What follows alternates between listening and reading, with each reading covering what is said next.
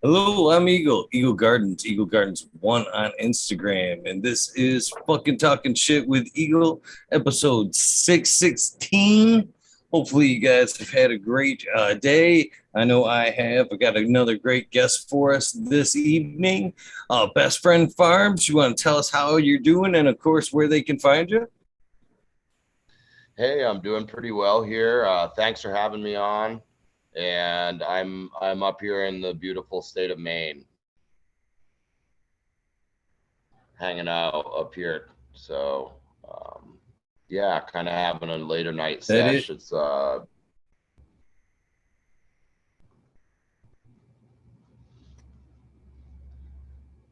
ahead. Sorry about that. That's I that delay thing. It's the delay a little bit. Yeah, it will even out here in a second. Um, Maine is a beautiful state, and it is a little late over there. So I do appreciate you hanging out a little bit late and getting to know me a little bit, getting to know you rather. So thank you for Yeah, hanging out. thanks for having. Yeah, happy to do it. Do some later sessions once in a while here, So happy to be hanging out. And yep, just popping seeds and making a bunch of hash. And we haven't stepped into the outdoor gardens yet, but got the indoor full swing, all organic, of course. Kind of picky about our soil around here. And anyway, yeah, smoking some good hash and some flour right now. And I don't know where you want to begin, or we already kind of did, but happy to talk about, kind of whatever as far as I can wing it. I mean, I guess I'm second generation cultivator, and even my dad used to make some hash once in a while, not the way we do it now. But I'm 42. I just turned 42, so I got back here to the East Coast 5 years ago and started this cannabis farmstead off of basically raw land, a clear cut, and just kind of went to town. There was started with a road in and a light depth greenhouse. My dad helped me set up a Humboldt light depth kit that I had shipped out here from out west, and I had a tent next to it, and that was the start to this land. Kind of ported water from the town office here in Mount Vernon in town. They let you grab water. So before the well got punched in, or running water to the light dip, back of the pickup truck with a cube in the back, and kind of started there 5 years ago and built it up from that point here to probably about a half an acre, operable, 20,000 or so between the hemp and the cannabis canopy right now, kind of split deal, quarter acre to each one. Yeah. So we jumped a little bit ahead of ourselves, so we will back up a little bit here. So you said you were I do smoking on a that. little bit of hash and a little bit of flour. What kind of flour? What kind of flour you got? Well, I mean, I'm stuck to this Shoki mask of mine that is something I bred, and that's what I've been just like digging on lately, with the same hash or hash rosin right in line with it every day. It's kind of my go-to. That's some gas mask that I made a couple few years ago, headband times kosher kush times Mac, and it was a kosher Mac male, pollen from a friend that was from the first release of that, I guess, of collection of Mac. When I got it from the friend, I hadn't heard too much about it, but it was off the first release, and it was, I guess, a strong dude, and it met the kosher kush cutting and a couple others too, but that was the one that I retained some pollen for the project that I made. Um, Hit the headband, came up with really good results from even just a few seeds. And then I added the Shoki from the Swamp Boys on there, the Lime Kush GMO Triangle Kush Skunk 1, and kind of came back into it to the mask from there to the mom. So I've been doing some back crossing into back cross 4 getting laid out soon here. I just did 3 indoors over the winter.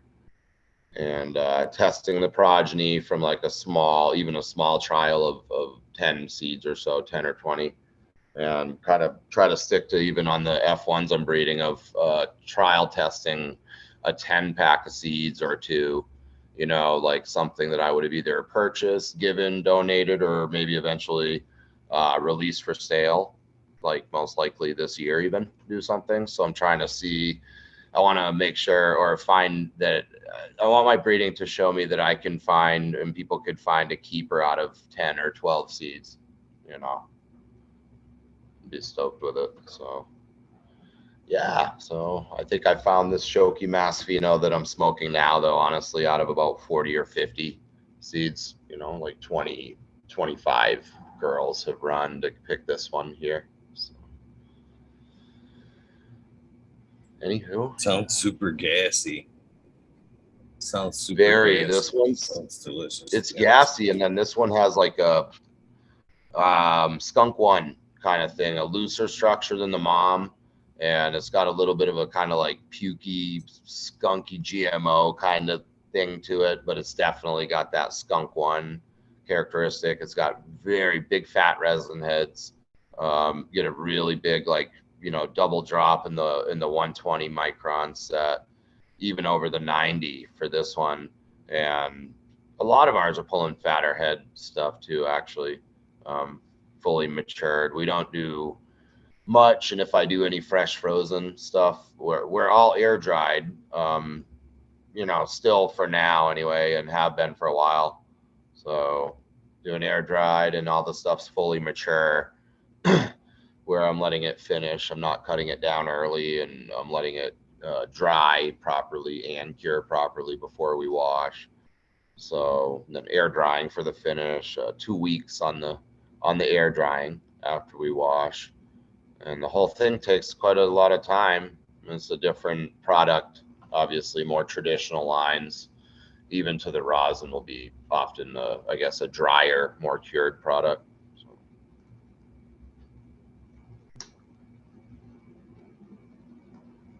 What are you smoking? Well, you definitely know something about the hash, that's for sure. I'm smoking a little bit of silverback gelato bred by Vent Grower One, which is on the gassy side as well. It doesn't sound like it's as gassy as what you're smoking, but I think I'll hang out with it tonight. All right, it sounds good. It sounds good. East Coast is all about that gas too, like came back here and it's just gas, gas, gas. So kind of what I come from, and I'm happy to go into the into the gas. Happy anyway. So you like to start this off, kind of get a feel for what set the passion off for their cannabis journey. So if you don't mind sharing, when was the first time that you came across the plant, or used the first time for it? If you don't mind sharing. That's where the journey usually kicks off, right? Yeah, I don't mind actually at all. I mean, it was, I would say, 1995, 94, 95, and kind of started getting into my even personal love relationship with cannabis, 15 years old, and 95 into 96, that spring, I was my first cannabis planting, first plants rather, 3 plants that I started.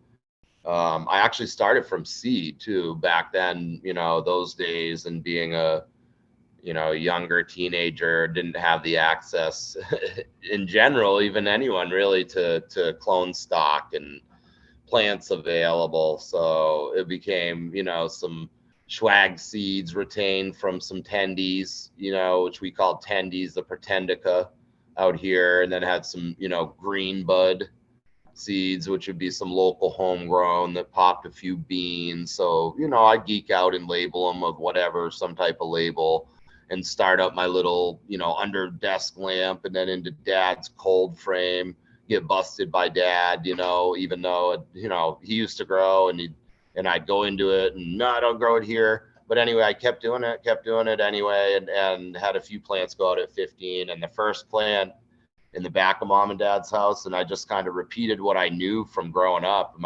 Some of my earliest memories were my dad bringing me out to his patch out back. And I just remember always being, buckets of compost, buckets of water out to it. So I kind of bucket teched it with some compost from the pile, 3 plants out back. 2 of the plants died, 1 made it, and it ended up being a male.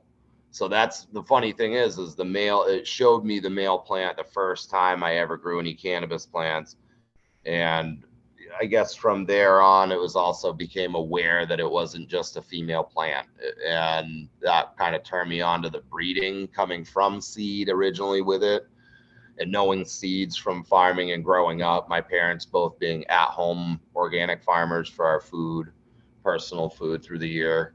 And yeah, so that kind of that was my first grow mission, but really my turn on to it goes back even to 8 or 9 years old when my cousin passed away from cancer. We were both the same age, and he had lymphoma. And I believe when I came into first hearing about California's Prop 215, right, whenever it turned early mid 90s there, right before I started kind of growing, it blew my mind to hear that something could actually have helped him out, that was beyond what I saw happen with the chemo and the radiation, taking his life away from him. And just the idea of anything that might help was enough I was sold. I was literally just the teachers couldn't tell me different, nothing, the system couldn't tell me different from that point on, where it kind of locked in just a real permanent bond with this plant. And it all comes really from that, today, even my cousin Travis. And yeah, so deeper medical meaning for it. And I do enjoy it fully too, just lightly and deeply both.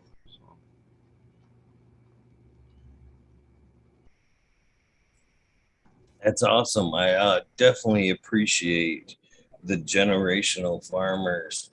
And that's something I do talk about a lot with things becoming more and more legal, the hopes of that becoming a dream for myself and other cultivators as well.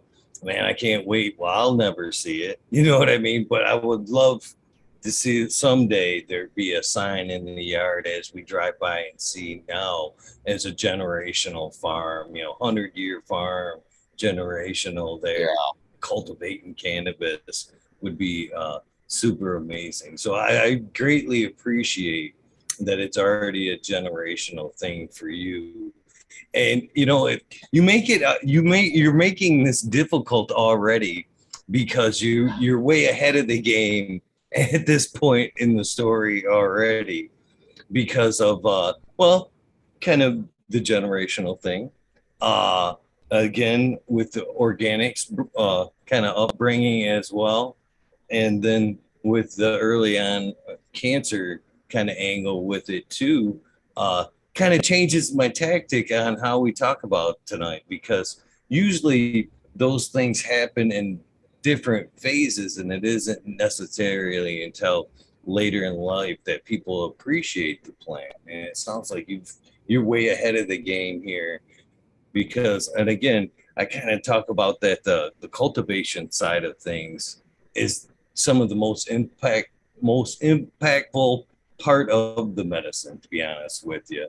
And I think that's where it kind of changes from recreational, even if they're using it as a medicine, you know what I mean? Once they kind of start cultivating it for themselves, that's when it really becomes a passionate thing, and they really see the medicine tenfold. You know what I mean? So yeah, at this point, you're way ahead of the story. You know what I mean? I'm sure at this point you've already realized a lot of this. So I can appreciate your early on upbringing with in the story so far. It's given me some roots behind it. I appreciate those roots too. And it's a different day, a lot of fear in the generation before us through Reagan days and everything. So being able to talk to you like this, go on Hash Church and join up with people and enjoy, celebrate, push the knowledge for the plant together. And the culture is really like a huge thing. I even tell my dad about it. He's kind of blown away, living in the shadows with it more before. And then, I guess kind of, he said he started where I grew up in 71. So this year makes just over 50 years between us kind of together, doing it. So it does mean something kind of deeply to even be able to bring it back to dad. And he doesn't watch or jump online with much or anything, but I get to tell him about some of this stuff we're doing, and he loves it. The idea of it, just kind of never could imagine that it would even kind of get to this point, honestly. He didn't ever see it coming. So that part's been cool. And definitely just feel like I'm learning from the plant myself, though, all the time still. That never, it doesn't go away. The relationship deepens if you let it, kind of thing, is what's been happening. Hence the name of the company, a lot of it, Best Friend Farms. This plant's really been like a best friend to me through, just a close relationship to it where I can actually, in a way, really, truly kind of relate much easier and better on a level with plants and dogs, than always with humans. So I'm very thankful to the plant for many things, and including like the introspective quality and the internal conversation that I can have without words, has been really big lately.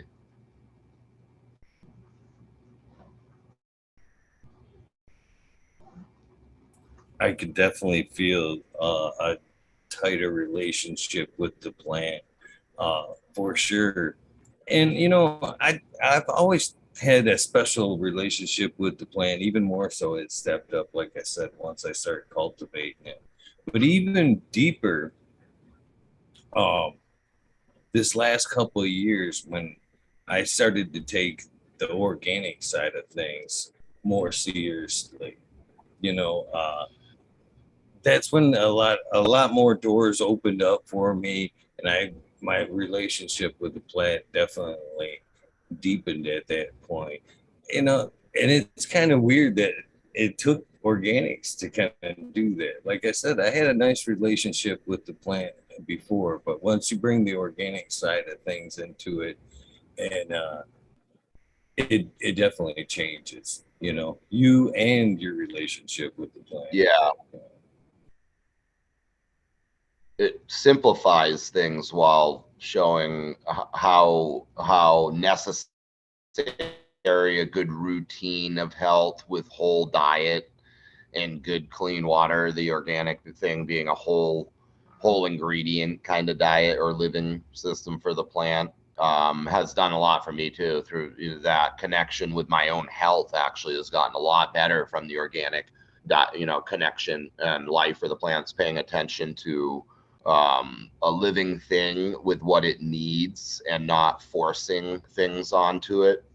I like that about the organic side of cannabis and or of plants in general for I guess like a overall well-being of the plant, having what it needs and being able to reach for it being the idea. Like to the organic that we're running here too, with a lot of the compost tea open up, I'm going with a good fungal and inoculated trays, heavy mycelium kind of growth on the fungal batch teas every couple weeks into the flower zone fungal teas, and allowing the breakdown, chelation, go down of hard amendment to actually be able to be broke down properly and available to the plant as it needs it. I'm finding how to get the continuum for their health where it's lacks nothing, wants for nothing, but not being force fed anything, kind of thing. A good continuum. And finding great health for the plant that way too, all the way to the end for vitality and still proper kind of leach into its good taste and quality, great burn and clean taste by the end of it, while still remaining very healthy, intact vigor showing even in the plant till the finish for the most part. And kind of versus even some of the other stuff, maybe not versus, but perhaps a little different from some of the philosophy of like heavy leaching, heavy flushing with the other side of growing, into the plant kind of die off at the end to just leach off of the salts and such as much as can be. So I'm liking the quality of the organic as a connoisseur and a appreciator of my medicine first is the other thing. I'm definitely the judge of quality besides the testing that we pull and stuff, even with it is my own use first, my own liking first, as kind of like a cannabis geek and giving it the seal of approval. The dank method is what I call it, what we call it around here. So if it gets the dank method seal of approval, then that means it's good for the people. What's good for us is good for our fellow humans to enjoy. And yeah, the breeding goes right in line with that too. Right. So So has it always been organics? Even with the organics upbringing, we always kind of get tempted sometimes for what we might think might be an easier route. So did you ever sway a little bit, or did you stay true with the organics? yeah, it's funny. I've been very true. It's funny you asked that. I thought about this today earlier, thinking this might come up in the talk if we go to organics. Of like, it's funny you say that or ask, because I considered it earlier, and I really, when I thought about it, I've only been led astray from the organic work. One time only that I can really remember, once or twice, and both couple times, if even a second time, would have been while being younger and working for other farmers. Even when I first went out to Northern California, I went out there around 05, 06. And right after I got my college degree here in Maine for English at the University of Southern Maine, I put myself through school.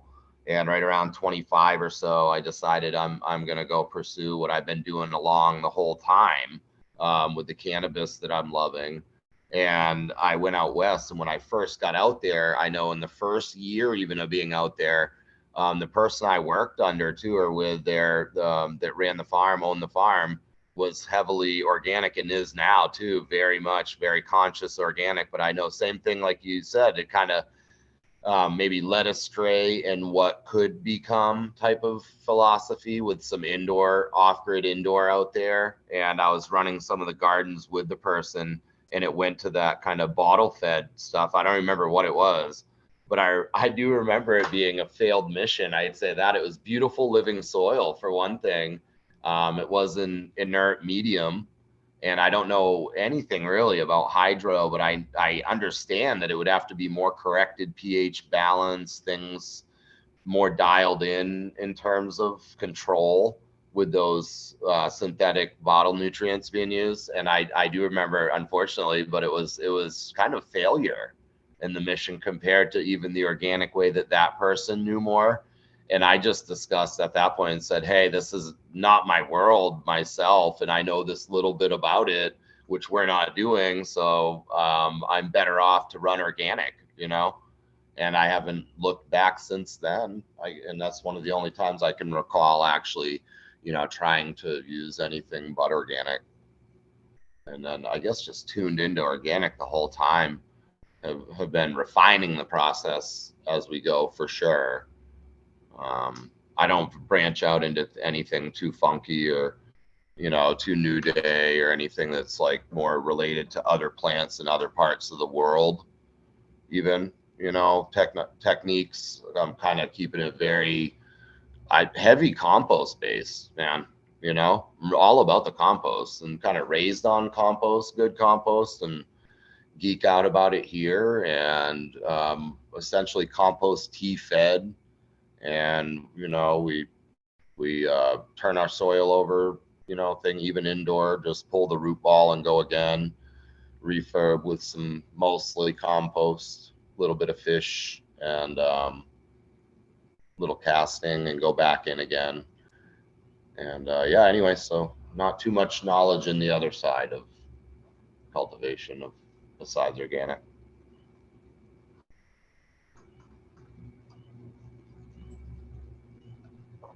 I can appreciate that. First you staying true there. That's awesome, man. A lot of people takes a lot the learning curve a long time, myself included. I've definitely been through the different realms of different mediums, soil, cocoa, you name it. I have been through it, and now back into soil. But I didn't appreciate the soil when I was in soil, if that makes any sense. If you can, I'm sure you Yeah, can understand that.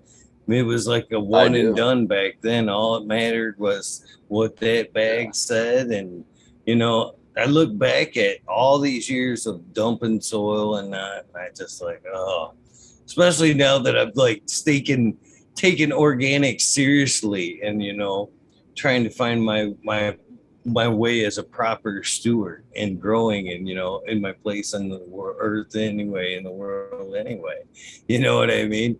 So I kind of look back Yeah. and go, oh man, but I can It's appreciate all somebody like yourself for staying true.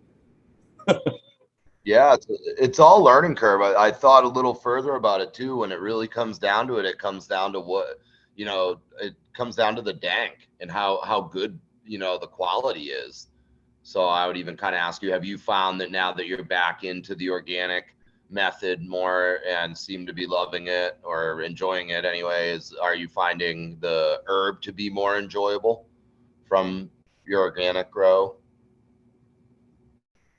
Versus the other side of things, or the quality, are you finding to be like, because that's what speaks to me and keeps me going with the organic too. It's just really clean run. The herb itself and the hash from it have just really true, clean, good quality with the right cultivars, phenotype chosen at least for sure.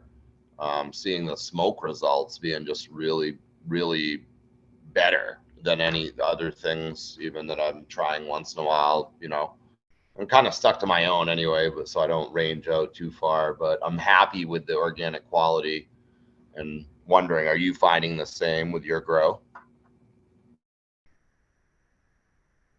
I have definitely noticed a lot of pluses in taking or being back in the organic side.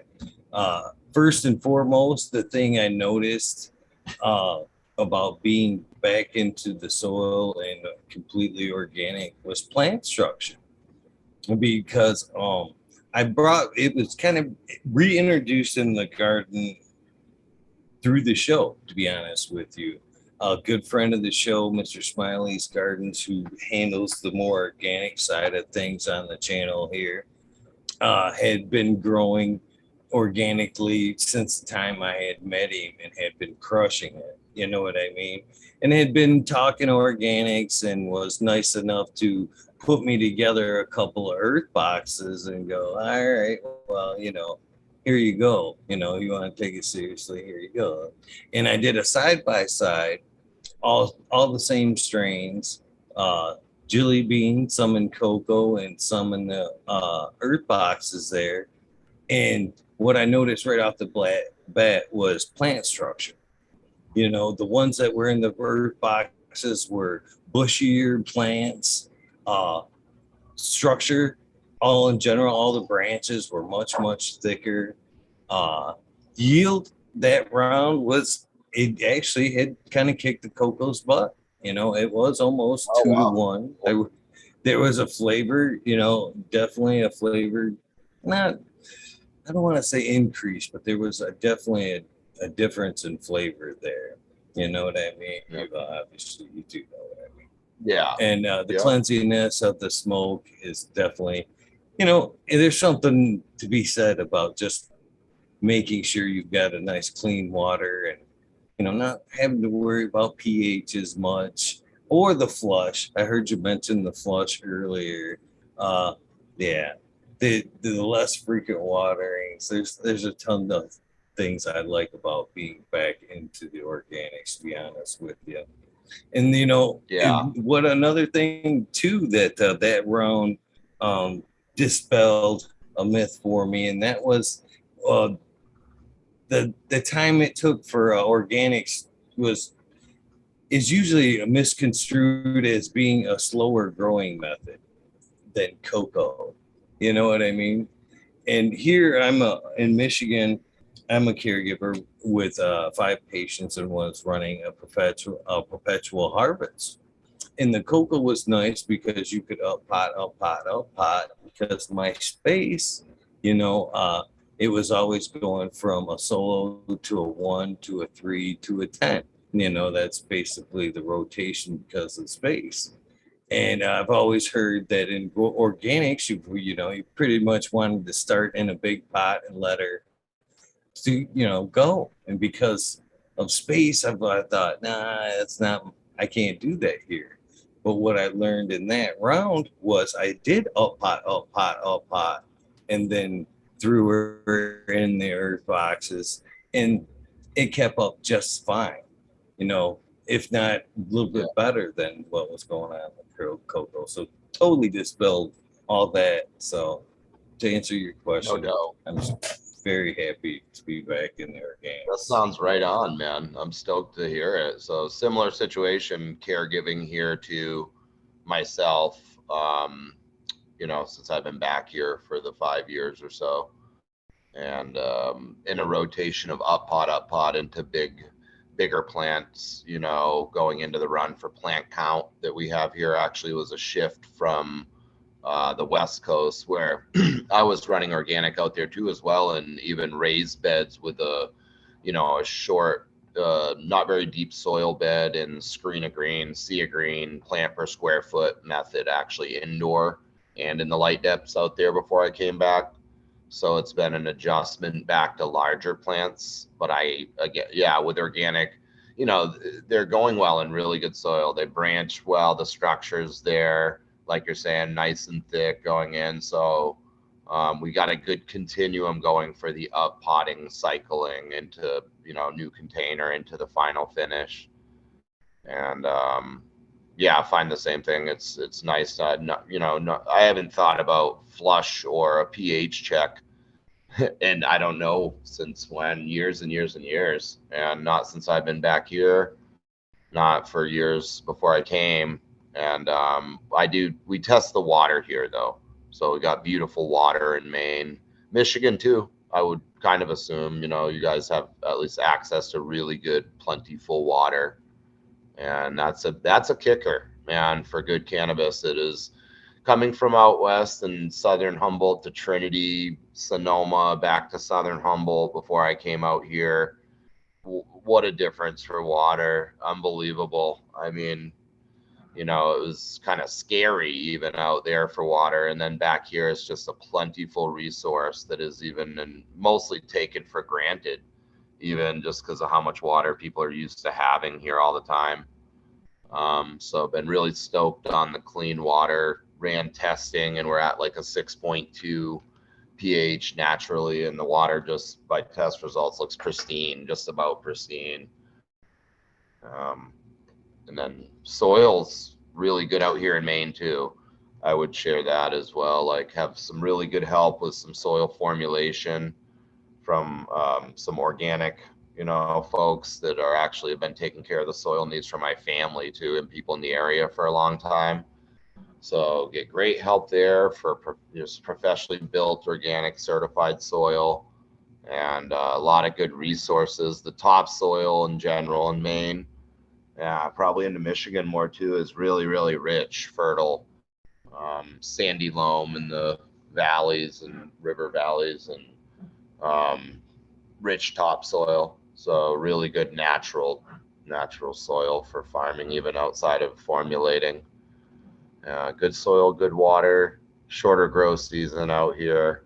But we're growing all doors, so fields full sun, under full high tunnel greenhouse full term, and light depths too, and then into indoors. So just keep it moving all year though. We keep the medicine going all year, whatever door it has to go in.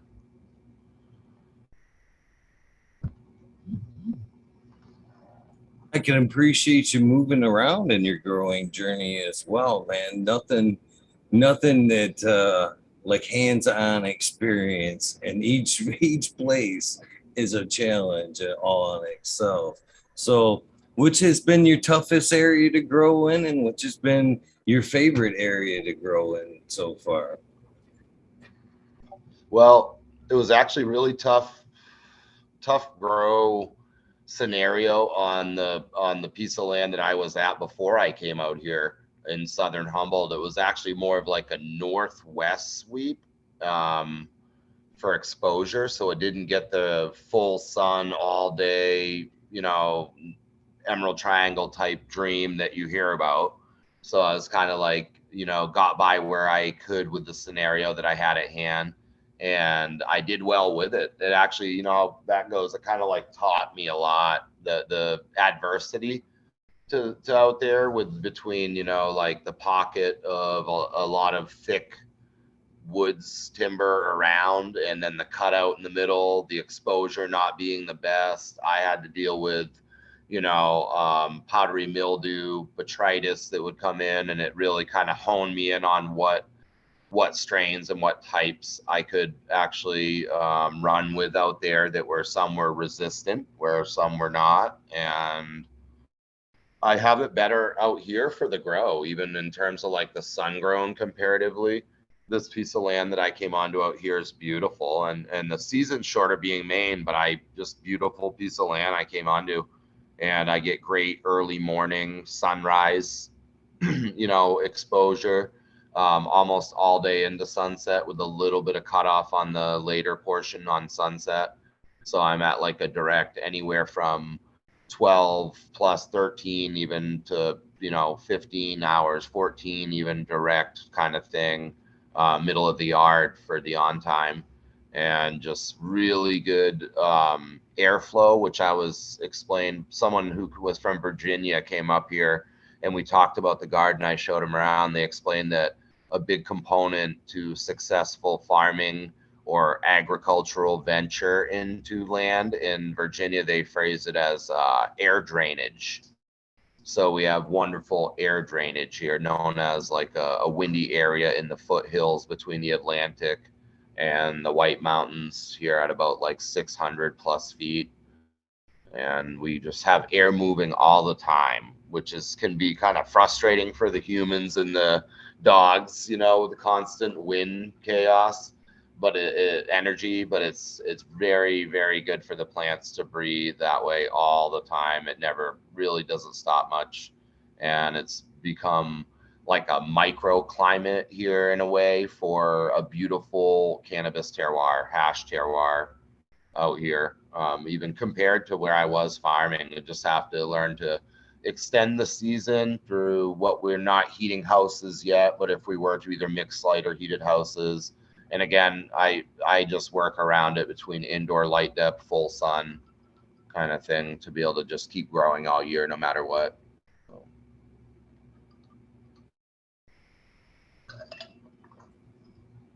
Well, I definitely appreciate all that. So, did you have to do anything to get started there in Maine to get rolling?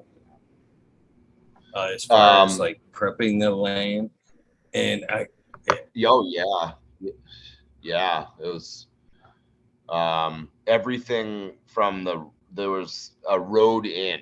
I had to like, have help cutting a road in, like I was saying, with dad helped me put up the light depth and camping in the tent when I first got out here. And yeah, just went from there one step at a time, punched the well in. Then I got the pads, formed after the road with the slab down for a 3,000 square foot steel barn that I have here. Um, and just like one piece at a time, the living kind of came after the plants being taken care of. That still kind of happens. I live in my barn with I grow, and live together. I've got kind of a nice little apartment set up on the side of the grow, on the view out to the property, the ranch view. And it's only 750 square feet of the 3,000. So I think what I'm occupying like a quarter of the footprint for square footage for my living, my two dogs and I. But otherwise, the rest goes to the plants. And I'm just one thing at a time. I'm at about 12 acres cleaned out here, of movable property that's been cleaned. So it's a 77-acre parcel that I got onto very cheap out here too, is the other thing compared to us, just mega cheap back. Not anymore.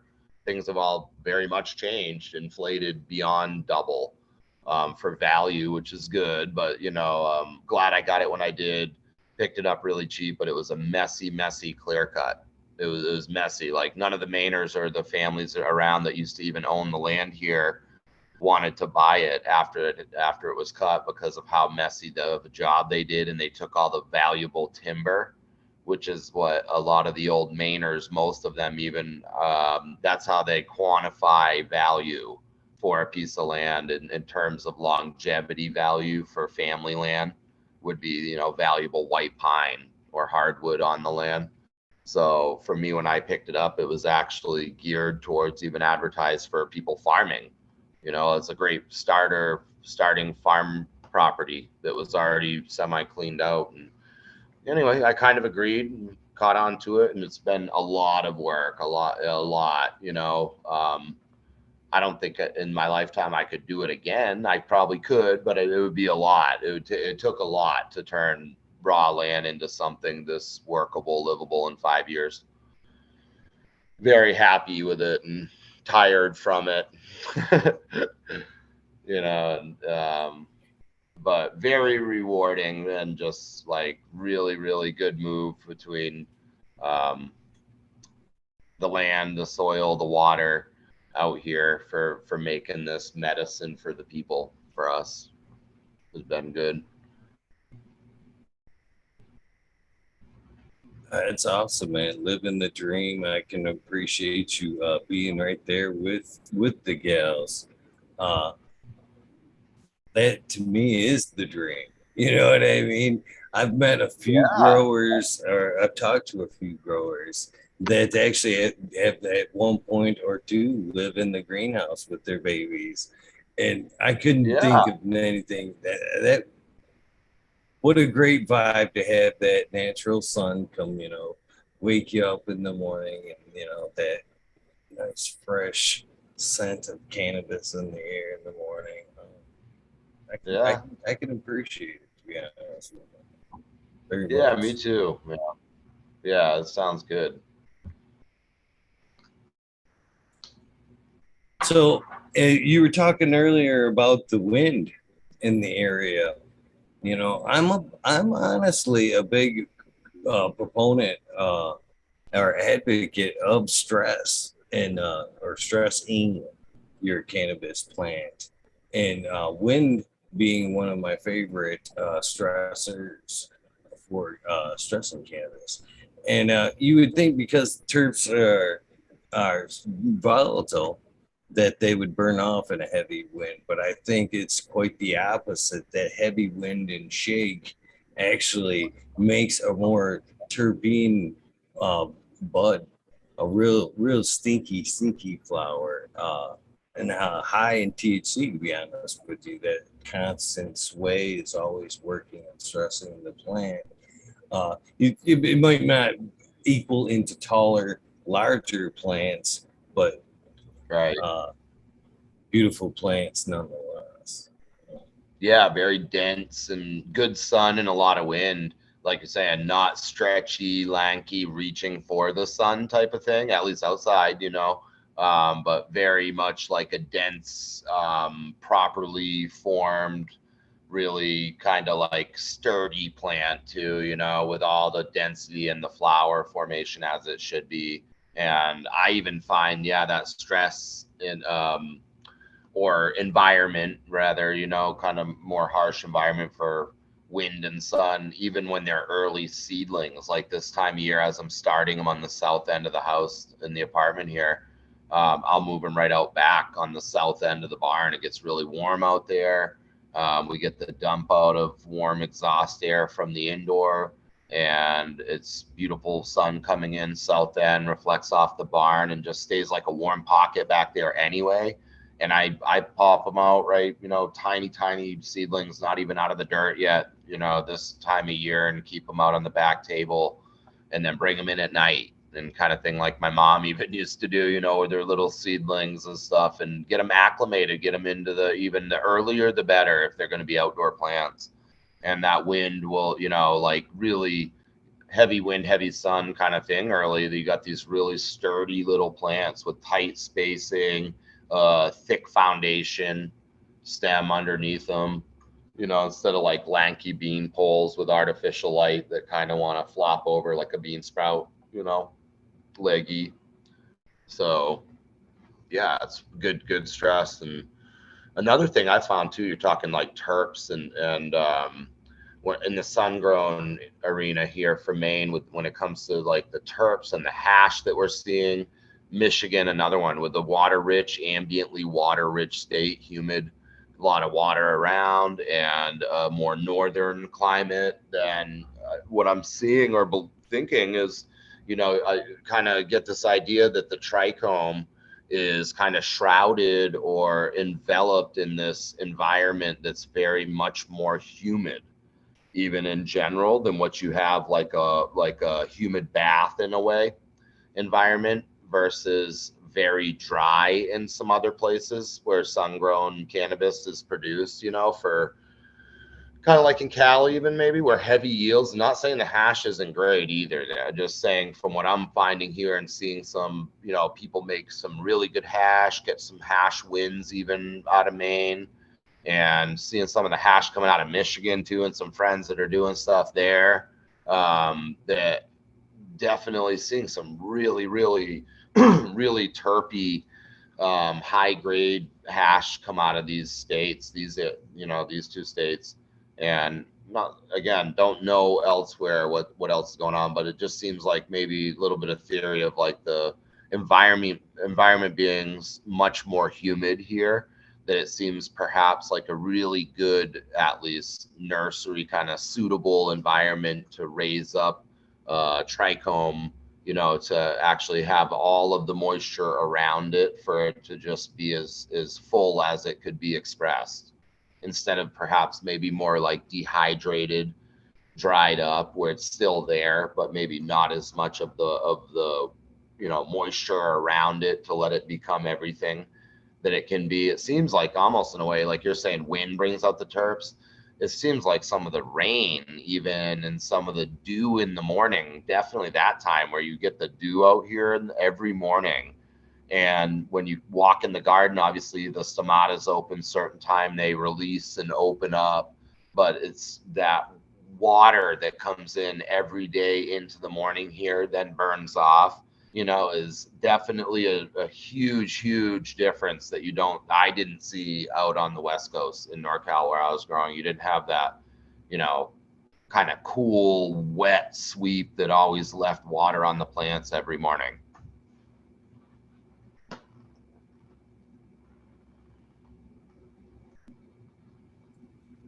I can appreciate that as well. I bet it does have something to do with bringing a little bit extra out of the plant. I can definitely see it. That's for sure. And you do make some amazing hash, by the way. If you guys, they've been posting you guys your link through chat all night long. So hopefully you guys have hit that link and checked out the page, man. He definitely has some beautiful hash on his page. So Thank you. kind of keep going with your grow here. Definitely sounds like you've got your head on straight with your growing style and technique here. So another thing I've kind of heard you, or I took note of earlier when you spoke, is kind of letting the plant full term or ripen. Uh, I don't think enough people or growers actually appreciate or even know about the ripening or the swell phase, to be honest with you. I think because of one reason or another, and I think you know, and again, it's all kind of opinion on when to harvest, peak flavor and all that.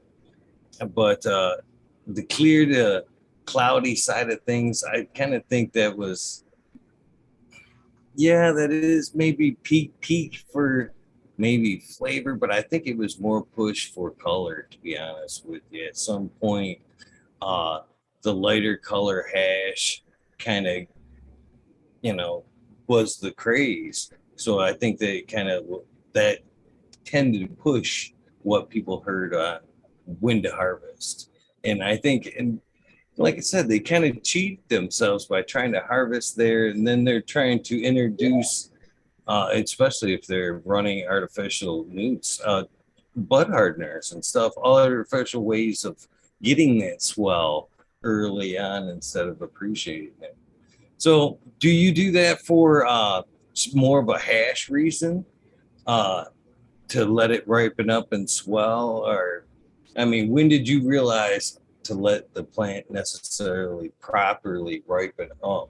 Was it through the appreciation of hash, or was it just organics, proper education? Uh, help some people understand, Sure. why to let that plant go a little bit longer.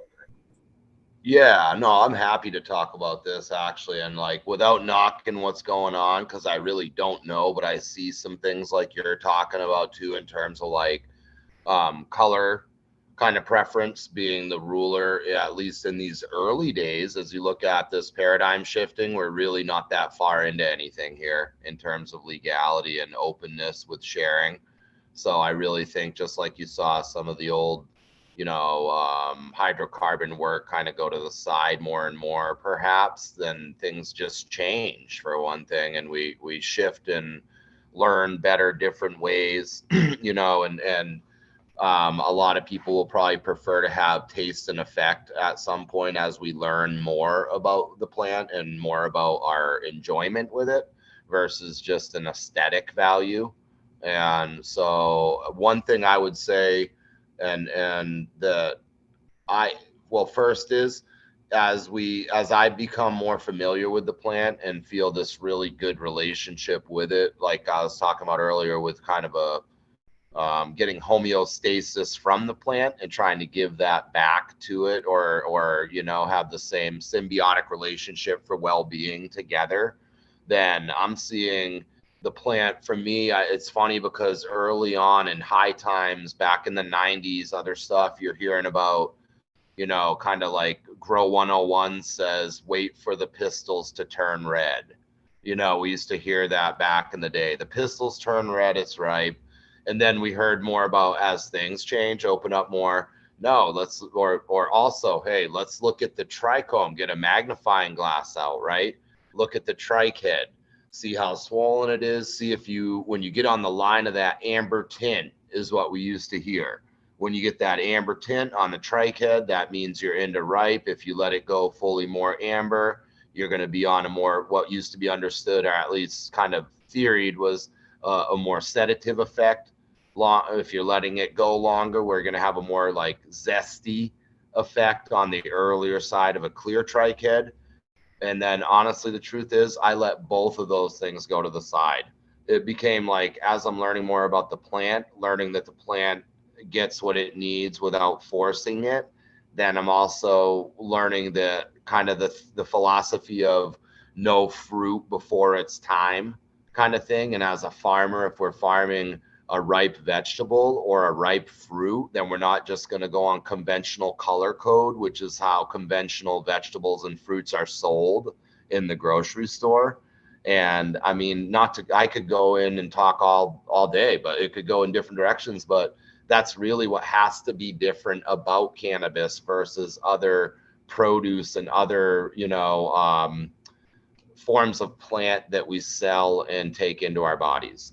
So one of those things being is like, as we become more familiar with the plant, whether you're organic or synthetic, then ripeness is a thing of its own that doesn't have to do as much with even the color, the fade, the trich, the pistil, but has to do more with the ripeness of that flower, of what you're growing. So terpene value absolutely makes sense and is so valid because it actually is such a huge thing for the farmer. And if you really know your plants, you're going to have that plant getting, showing you its ripeness even with your eyes closed.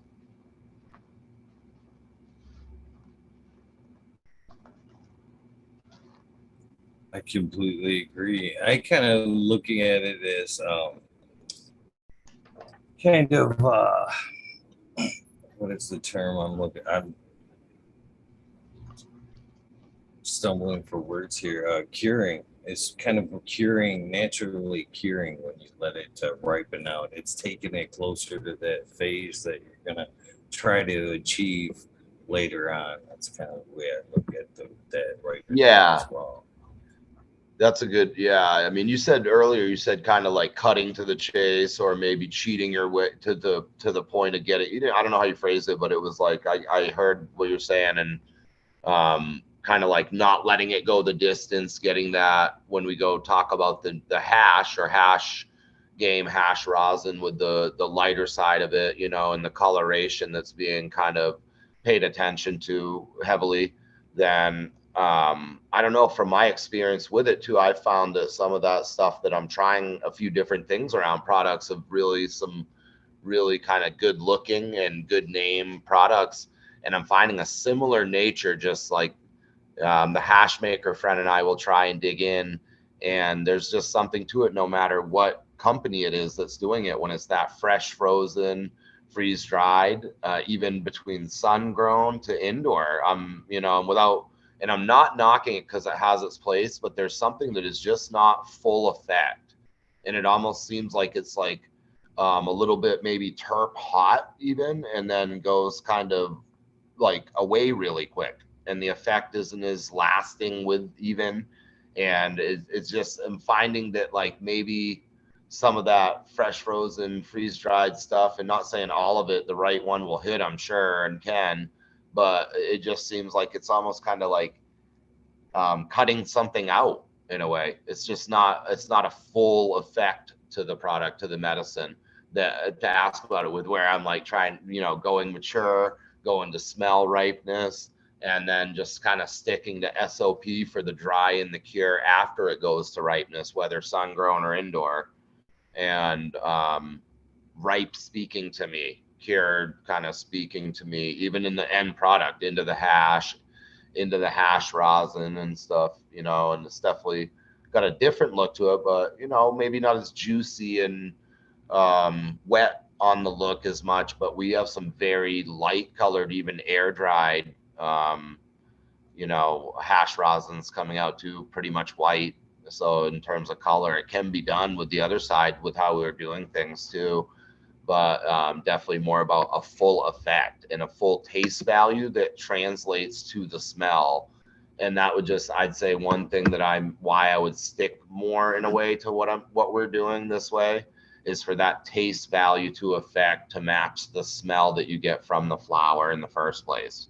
And I'm finding like maybe a lot of the fresher or fresh frozen, really kind of like lighter colored quick hashes, that they're kind of they almost leave me hanging a little bit when they smell so good, and I don't get the full taste and effect combo to match the smell that is even like yelling at me from the jar on some of them. It's like, oh my goodness, is it artificial, and it's so loud, it can't help but be pleasant. But if it doesn't match in the taste realm, in the effect with the taste, then it kind of leaves me hanging as like as a patient with it, and yeah.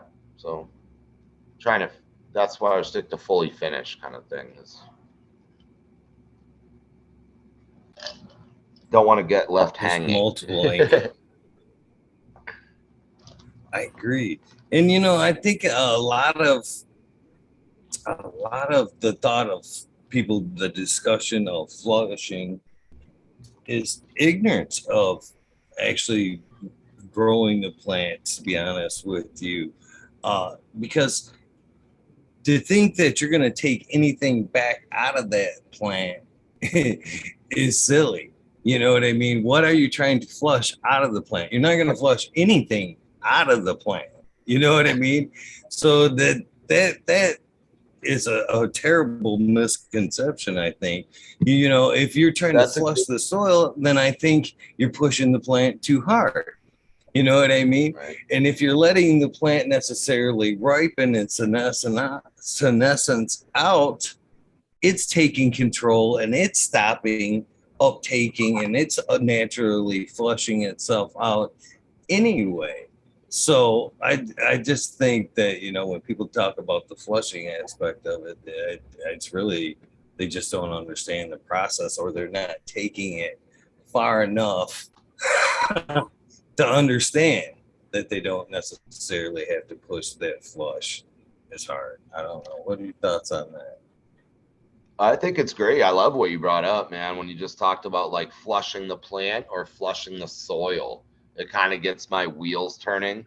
And like to go back to, you know, something that I found is that when we are more trusting in our approach, as I become more, you know, stubbornly and almost know no other way in a way besides the organic thing, you know, that I become also really much more trusting, and then breeding behind it for like my own strains. Our strains work for flour and for hash, has become also like a deeper understanding with it to really get trusting of my own approach and my method with the farming, to where I know that the plant choice is good and a keeper, and then I know the rhythm and the technique in it is very rinse and repeat, reliable, and like we're committed to it. There's that trust bond formation with the plant, that the plant knows this by now as we communicate together.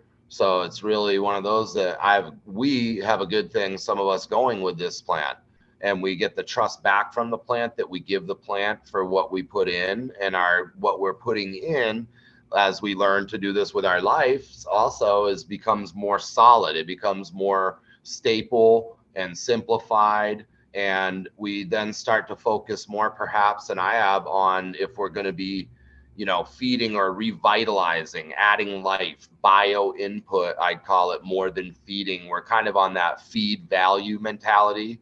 And we're really, and me included, watching the plant for so long. That's because we're supposed to. The plant's teaching us. We're supposed to start there. But as we get into deeper meaning and the trust formed with the plant, we know that the plant knows us, that what we're doing, that we actually probably start to pay more attention to feeding the roots, what the roots of the plant, what's going on below, you know, the soil level in the rhizosphere. We know it's alive down there, and the plant is showing us this one thing, a show on top of the soil, which is amazing. Like literally so amazing that we get, even me included, caught up within it, just like mono focus and adoration. And people kind of will know what I'm talking about, right? It'll click and be like, we love cannabis, you know? Yeah. And just like, thank you. And on that note, it's like, once we trust that it fully provides for us, we give back to it. We got a really good thing going.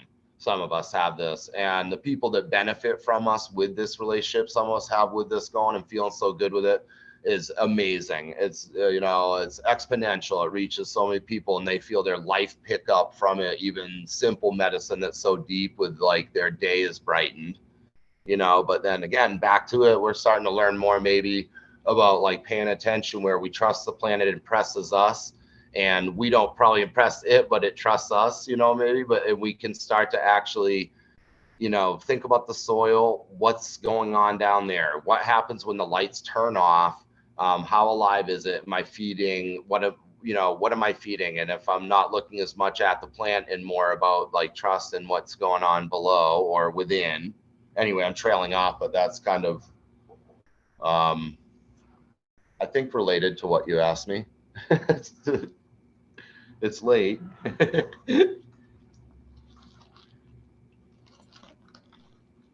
No, and I love the trail offs, man. It shows the genuine passion that we have for the plant. You know what I mean?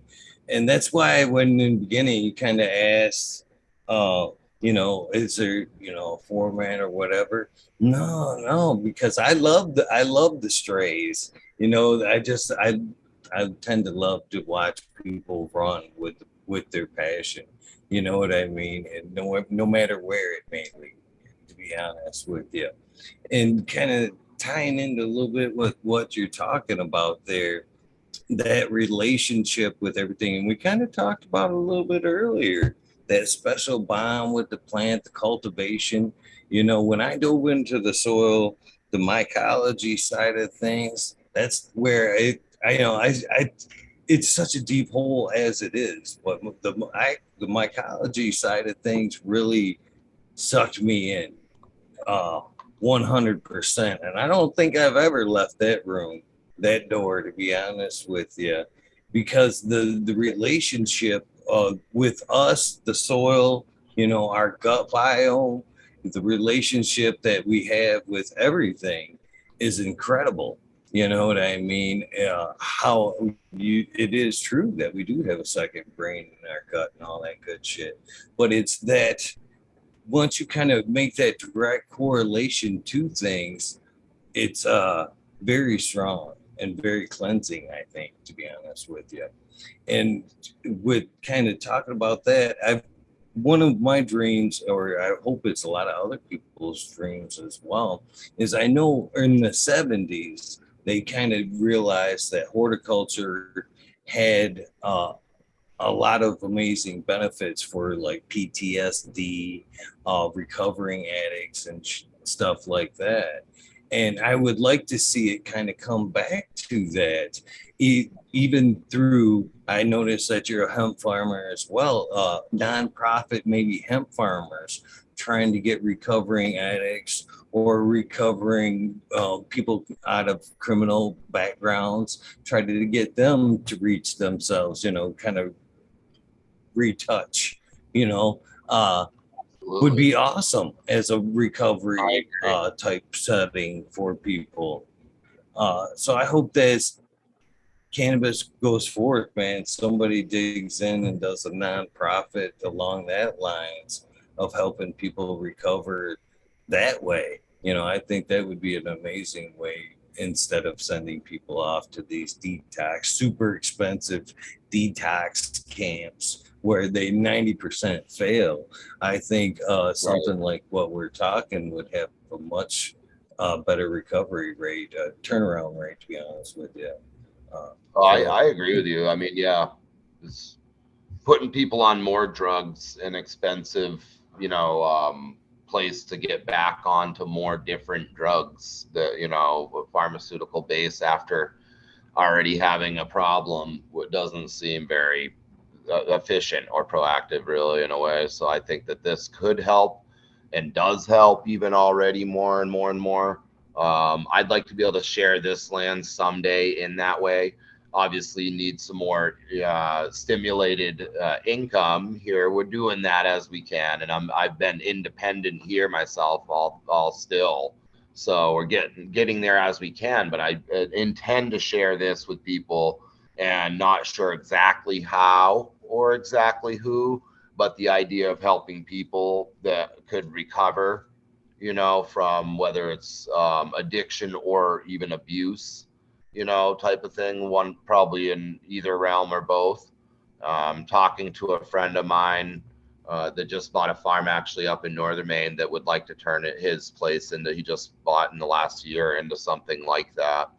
And hopefully be able to help him with permaculture, some of the gardens, polyculture beds, and some medicine, both cannabis, hemp, go into that. Maybe get some help with this friend or other friends into this happening here more and more. And always happy to share tour, camp out, come visit type stuff with people too, if they wanted to, needed to reach out to have some time at the farm, come get a breath of fresh air.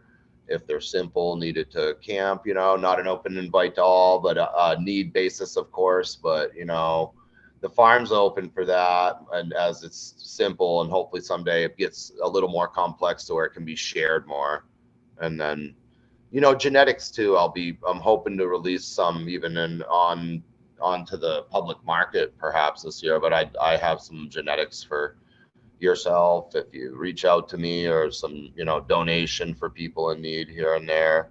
um, Small team, but happy to help and want to help. I think that's what you're getting at, is recovery and how to help is what this plant does. It helps in so many ways, direct medicine help is real deal beyond any really. And then you can see it's the healing of the nation, the economic healing that it brings. You know, it can obviously be misconstrued into greed, but ultimately it's a economic healing of the nation that it brings with it.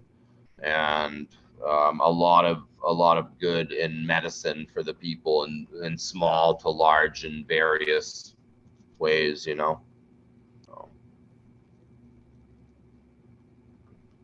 So just a quick check, man. How we doing? Because I'm loving this conversation, and I could honestly pick your brain for quite a while. So I just want to be a little bit respectful, make sure I'm not overstepping because I'm ready to walk with this conversation for a bit. If you are, so just kind of No, check it in. I'm good with it. Hey, thanks for being respectful about that. You know, I took a nap before I got on. I almost, you know, missed the time, but I was able to pop up, and I'm kind of, as you can see, get yapping and going. So I think I'm probably just gonna grab a little water, and I'm good to just keep talking. Looks like my friend's gonna help me wet my whistle, and I don't want to keep you up either, man. You know, so same back and forth. You give me the cue, or I'm feeling okay. Yeah. I'm actually twisting up another. No. I right told here. well, I right on. No. I mean it. When I told you before the show, they usually the show is open from 11:30 to 4:20 every night. So if it and I do it every night. So basically, this is, you know, I'm cutting to the chase and kind of bantering a little bit. So this is how things work around here. Is basically I do the one-on-one, and then if the show doesn't go to the 4:20 mark, because a lot of times, man, these conversations take off, and you really just don't realize how, you know, the time. You know what I mean? So a lot of them really do go that long. But so if they don't, though, basically what happens is I pick up with what I call the Weed Nerd World, and that's like a panel-ish type show where it's only open to past guests. So anybody that is a past guest can join in to the Weed Nerd World at that point and kind of walk me down to the 4:20 mark every night. And a lot of nights even past that. So yeah, you're not overstepping with me at all. Okay. And like I said, I'm enjoying this conversation 100%. So as long as you're ready to roll, I'm ready. No, I'm ready. This is great. I'm actually enjoying it too. It's good to get to know you, and I'll have to check the panel out too. I'm not very techy, but that sounds really cool, and I'd like to check it out. Yeah, we'd love to have you. That's for sure. But kind of trailing on with the grow and hash, and as we kind of banter around a little bit, can I show one of your pictures of hash that I've been drooling on a little bit here all night long as I've been kind of looking at your page? Is this one right here in the middle of the multicolored this, I mean, we talk about color. I mean, this has got every color that I would want in there, and it looks so beautiful. I mean, that is some amazing work right there. Thank you so much. Color what? Color what? That's what I say to that. That's a beautiful specimen. Yeah, we got some. That's a good air drying. Good air dry. It's got the oxidation, you know, on the crust of the hash that really swirls and bonds well. That is beautiful. It makes, like, we call it tortoise shell even at times. I can tell you what cultivar that is. That's a strange mask that I bred a few years back. So that's that gas mask of mine that I crossed to clementine cookies I made out west called Clem Cookies, forum cut on a clementine, and then trop cookies in on that with a Skittles back cross one. So that was a Clem Cookie, trop cookie, Skittles BX on my gas mask. And it makes some kind of really unique resin on that one. That's what you tried, this resin here, Matt. And chat is now drilling as well. One of the comments in chat is they want to know on the cupcake wrapper, is that even made of hash? Is what they're No, asking about somebody the asked. cup. No, of course not. Somebody asked me that. I guess it's a realistic question. When I first heard it on the friend on Madam's, hash porn thing, I was kind of thought it was a crack, but I can see where people might think it is because the rest of it, I guess, looks quite real, but that's definitely not, the wrapper's not made of hash. That was like a mini peanut butter cup candy wrapper, type of like I don't need doily little paper, crinkle paper that you put in there. It helps for one thing. It makes it look more real for sure, but it also kind of like helps when you're touching the hash or moving it around for instead of just muckling onto the hash. But it's not made of hash. The paper part. Yeah, that goes to show you they're already looking up and down that page while we're too. So, Oh, great, man! I'm happy people like it. I don't know if you guys can see this one. I posted it in the story tonight. Let me see. You might be able to get a look on it through the camera here. Is this guy going to show?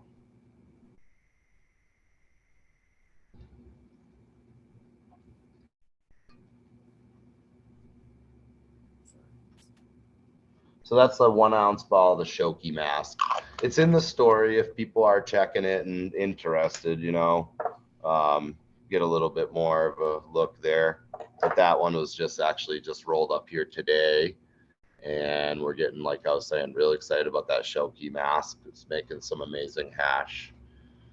So a lot of mask derivative, just excellent hash plant. Greasy hash, really greasy hash. I'm adding like the taste component onto the greasy hash. It's got a taste realm of its own from the Headband Kosher Mac. For sure, it's really good. But I'm picking it up even more, kind of like technical fruit forward hash back kind of thing. Exploring some stuff, new marketing. Thank you. Glad you appreciate the traditional and some of that like air dried traditional work that people are liking it. Oh, most definitely.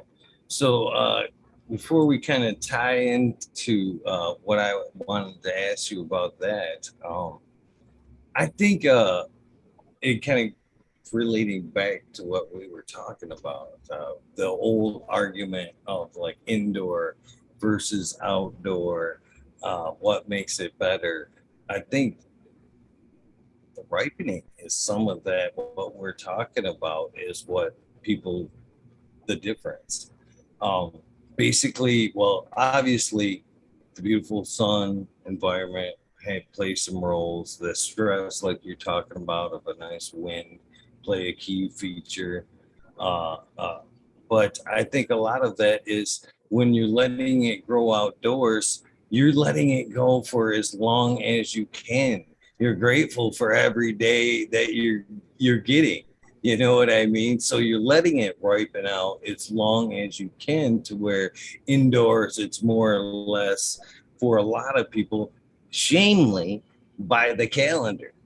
You know what I mean? They're not necessarily letting it ripen out like they would outdoors. So Yeah, I think that's a lot of what they're missing from indoor to outdoor.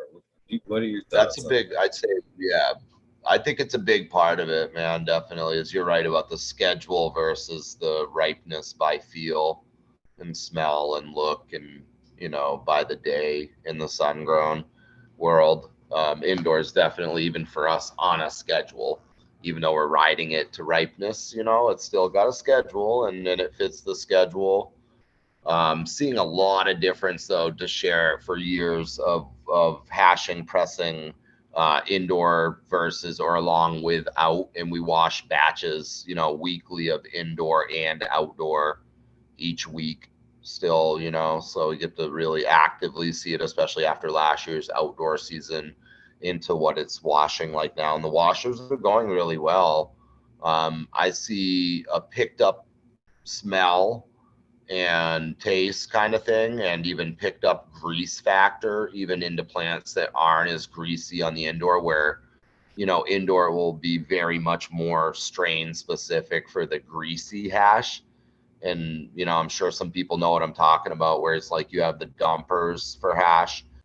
Some are really tasty dumpers too, but maybe more dry, powdery, that will work well into a light colored tasty rosin. But in terms of like hash, and especially this kind of traditional hash form like the one you showed, even, it's that grease quality that really does that, the feel and texture to it being like the one you showed there.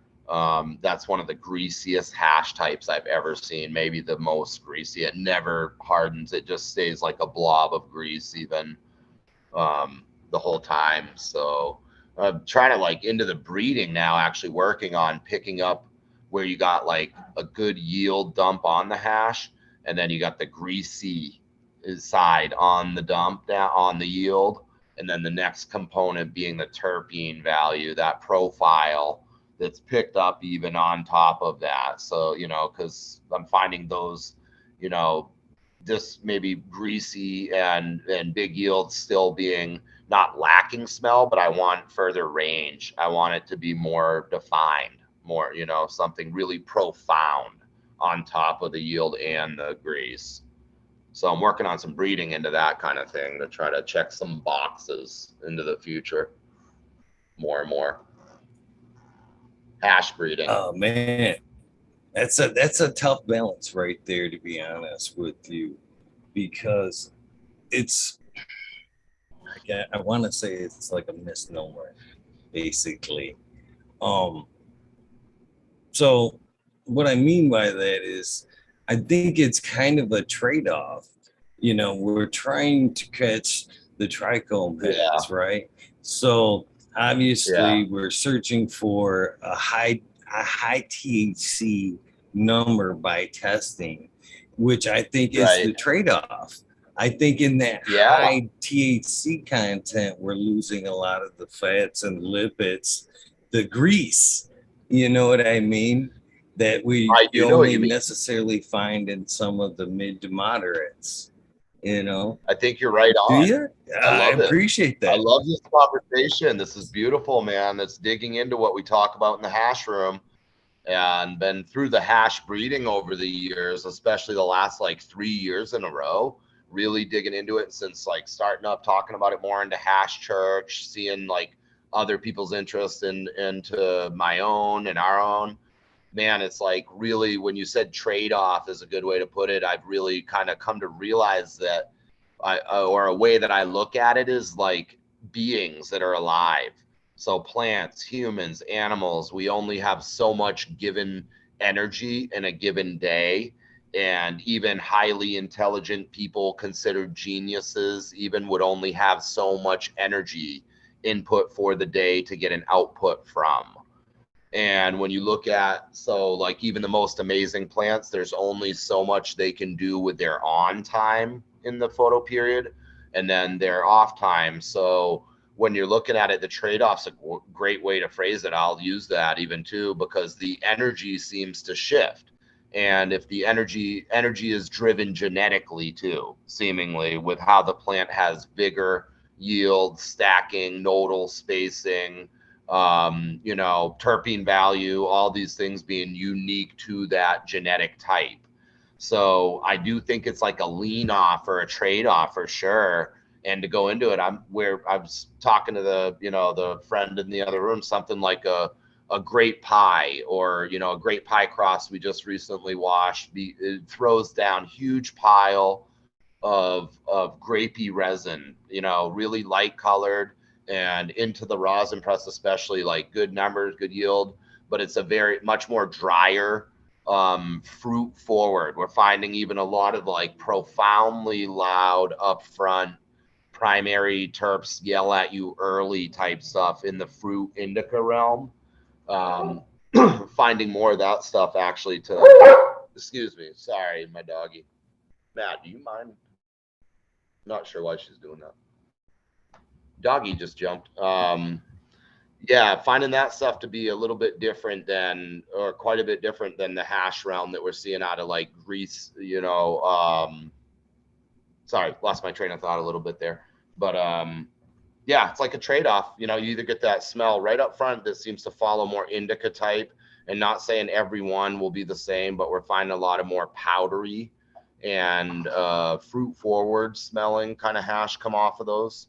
And versus like the plants that the energy you can tell went into um the grease portion, or it's I would say when we're looking for that, to go further with it, we're looking for the happy merry meeting ground, the balance of all those, which is kind of like the beauty and the art and the interest that I have into the breeding. Is that's probably the excitement level right there, is trying to create and help create nature to make these plants that we can then find. And now that we're talking hash into hash rosin, full melt into rosin world, we're really looking at that merry meeting ground of terpene meets production meets grease is another factor, not just yield with taste anymore too. You want that grease factor, and a lot of the hashers out there now doing good work will know it's that grease component where you could have the taste and the numbers of of yield behind it with taste, but to get that greasy quality is something that also seems to follow more like the Kush or diesel or fuel types. I'm finding also.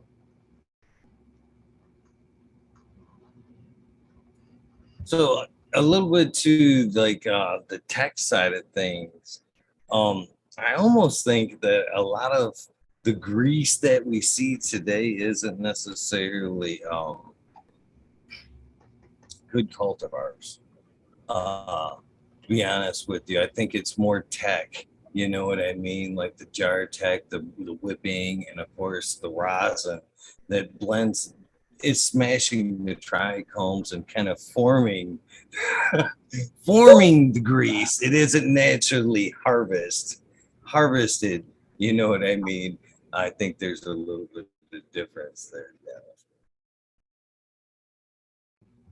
Yeah. Yeah, I guess when it comes to the rosin and the technique applied to it, definitely seems to do different things. I'm working with it myself to find different consistencies, and obviously moving the rosin around, pressing on it, pressure, movement, stirring, whipping. If you get at that point, it definitely is chemical or a change in it enough so to actually change the state of it even thereafter. And yeah, jar tech seems to be going on thing. I'm less clued into, but I know of a little bit, and maybe a little bit stubborn, a little bit old school. So it looks cool. A lot of it looks really good though, from what I'm seeing. Oh, oh, I wouldn't change a thing. You're obviously making quite beautiful hash. Yeah, you know what I mean? Yeah, it's We not a love what we system do. that We enjoy needs it first. tweaking. Yeah. So So, again, so many great angles of for a conversation here, but I'm trying to kind of stay somewhat, down a steady trail here. So, kind of back to like harvesting. We've walked right through like the brightness of the plants. Now, kind of back to the harvesting, you said you kind of like a slow air dry. And, you know, nowadays, we have the dryers. I own a dryer. I own and use a dryer. I know that might break your heart as a slow air dry guy, no, I think it's but great. That's great. I think there's like different understandings or different means for what you're wanting to do.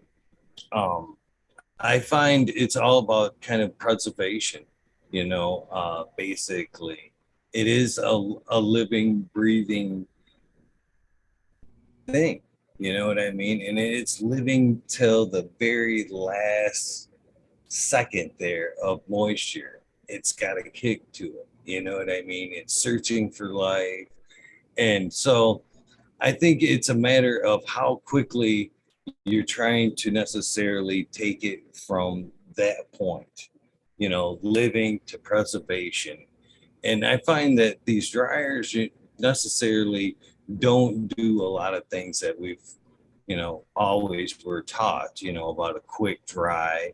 It's a matter of, how they do it, I guess. But uh, necessarily, I found in this instance, a quick dry isn't bad. I'm not losing strength, Yeah, terpenes, or nothing like that. But in totally. somebody like yourself, where you're geared more towards a hash, and again, this is, you know, evolving, just like you said earlier on, you're still learning from the plant. And I can greatly appreciate that as somebody that's in it for quite a long time myself. I'm still a kid, man. Learn talking to people and doing things myself. I'm still very much bright-eyed, bushy-tailed, and still understanding. Organics has played a whole new key into how I think and understand the plant too. So as far as like drying, a long drying, what I've kind of thought as of lately is I really believe that we kind of talked about earlier too, is letting it ripen as being part of the long-term curing phase. As you talked about, are you I'm wondering, in your long-term cure, I think it's still going through the processes of dying off. A long term dry, leaving more material on the plant is allowing it to go through more of a curing, ripening phase, which I think you're going to tell us about here in a second, because there is moisture and nutrients in them leaves. So, there is lots of room for it to live for a little bit longer on and go through more terpene phases. You know what I mean? To finish doing what it should Yeah. naturally do. It's got gas in the tank. So what's your thoughts on why you do what you do with the long air dry? Well, I guess long air dry into hash, some of it just being rhythm in the technique, being kind of basic, actually, to be honest, and the way that we move with it. We wash, we throw on, even pizza box tech into baking pans on the drying baking rack, the poly slip cover.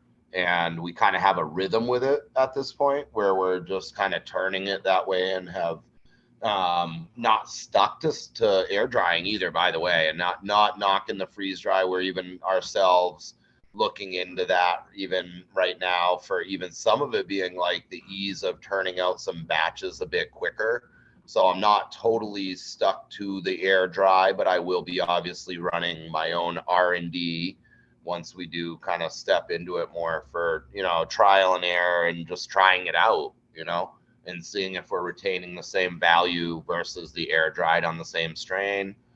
So I'll be doing some of that. I do believe in a long, fully dry and a fully cure process if I had to choose one way, which I don't, but if that's the way that we go, then I just kind of back to the no fruit, before it's ripe type of thing. And I'm not stuck to it though either. And I definitely see some of the value in trapping the terpene profile when it's fresh and at its peak, and then isolating it. So I do understand that. I just would share back some of that finding, even different, trying some of the fresher hashes, that there's really loud bark and not as much bite with it. Like it's even sometimes so much terp profile trapped up front that it reminds me of some of the flower rosin that I press quite a bit of. And it can be, I press some really light flower rosin, even at like 150 degrees, and, get really light, white, creamy, pristine stuff that just looks awesome. And it tastes good, but it's got a really hot, in a way, kind of hot, a lot of it, the types or strains do with it, at least follow with like a hot terpene burst right up front. And it's got so much terpene value to it from the flower press, especially there, that it actually in a way is almost kind of unpleasant hot up front.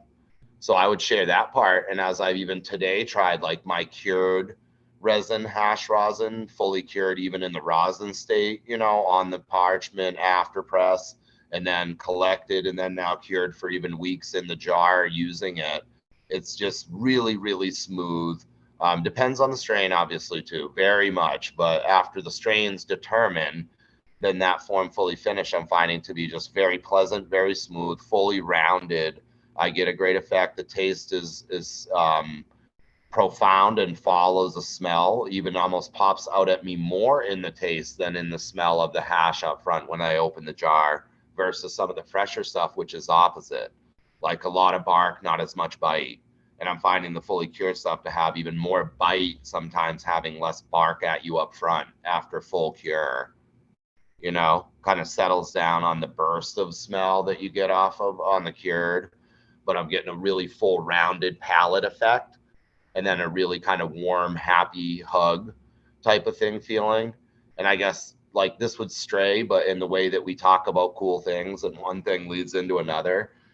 In the hash room today, it came up that one of the things that I see maybe not being talked about enough or focused on when it comes to um, breeding, so much of that going on, especially the breeding going on, and then into the hash and special types being shared as much. You're hearing a lot of boxes getting checked on hashes and on plants, but one of the things that's kind of maybe not being talked about as much is that overall happy feeling that cannabis brings in general. But if strain to strain, sativa, indica, hybrid in between, there's really certain strains, for instance, like a headband.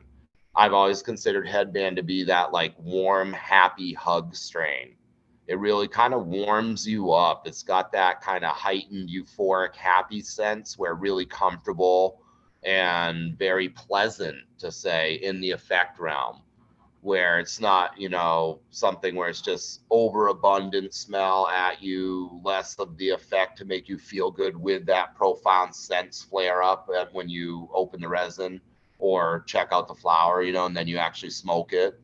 So I think, and for me into the breeding, and when I'm talking about like the Shoki mass that I'm liking the most right now, it's got a wonderful skunk GMO taste on it. It drops the best big head hash, really beautiful. But it's got that warm, happy hug strain. It's like a hug from cannabis back to you, like we're friends,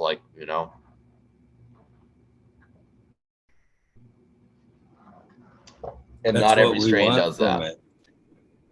That's what we're Yeah, all yeah, looking for, isn't it?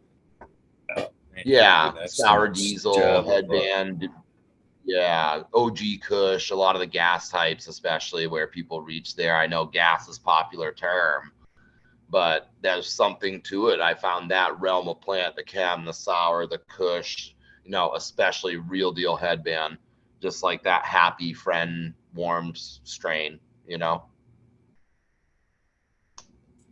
right on with genetics being a key part of it, and being a generational cannabis grower. Is there anything that's made or you've been lucky enough to inherit from that 50 years of knowledge and a growing experience?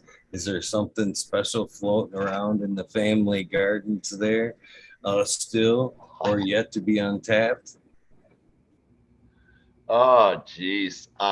No, I don't know. Just the basic, like, feeling for that approach to farming is really kind of what comes there in terms of like the cannabis, the hash, what I'm doing with it now these days when I show or share with my mom or dad. Dad, not as much, but he's on the CBD capsules.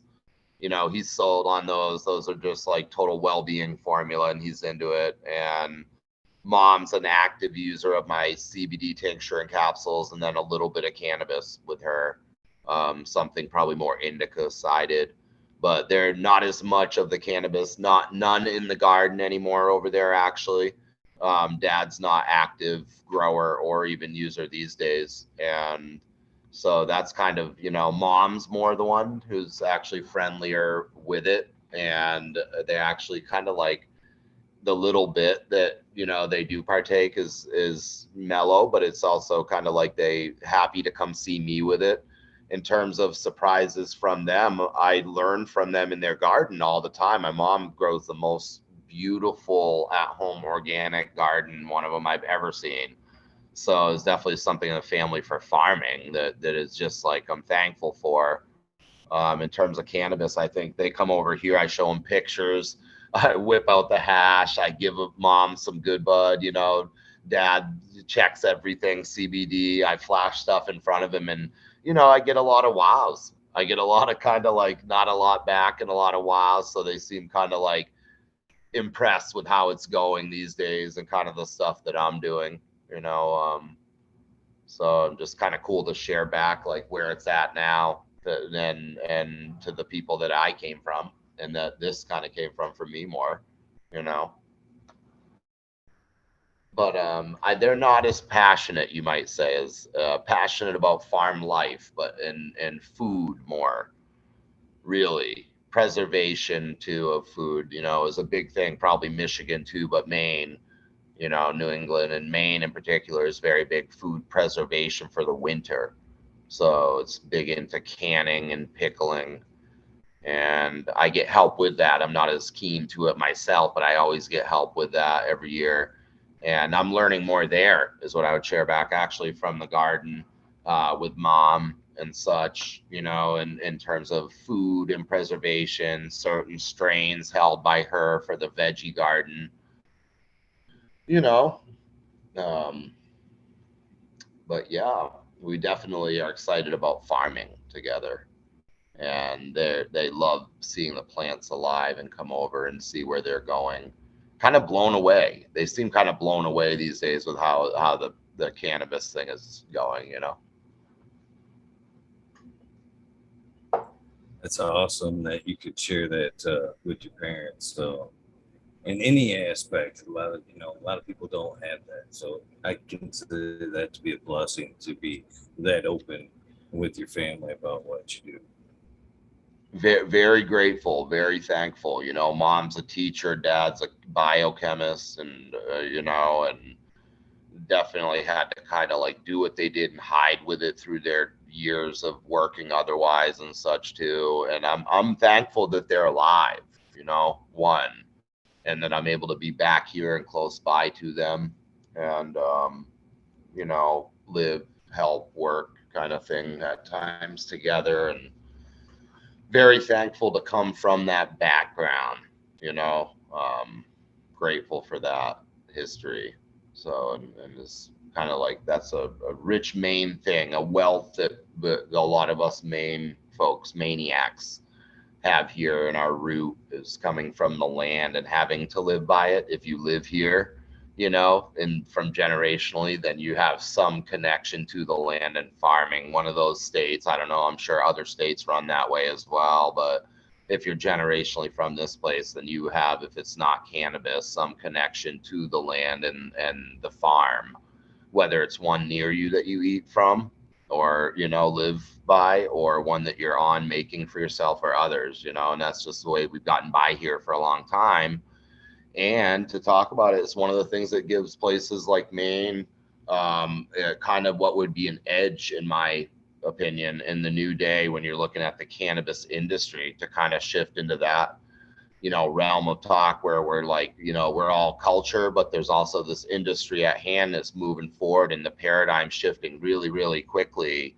And we're definitely seeing the days of corporate canna kind of take the structure that it has with what I've seen out there. Admittedly, it'd be a lot of disappointment on behalf of the real heads that hold this deer, you know, seeing it go that way. What is seen maybe more, but everything has a reason and a way and a way out and a way to be different. So I feel like if things happen to look not so good in the way that they've gone, that's just enough quick reason and a big enough one too for it to just be handled differently.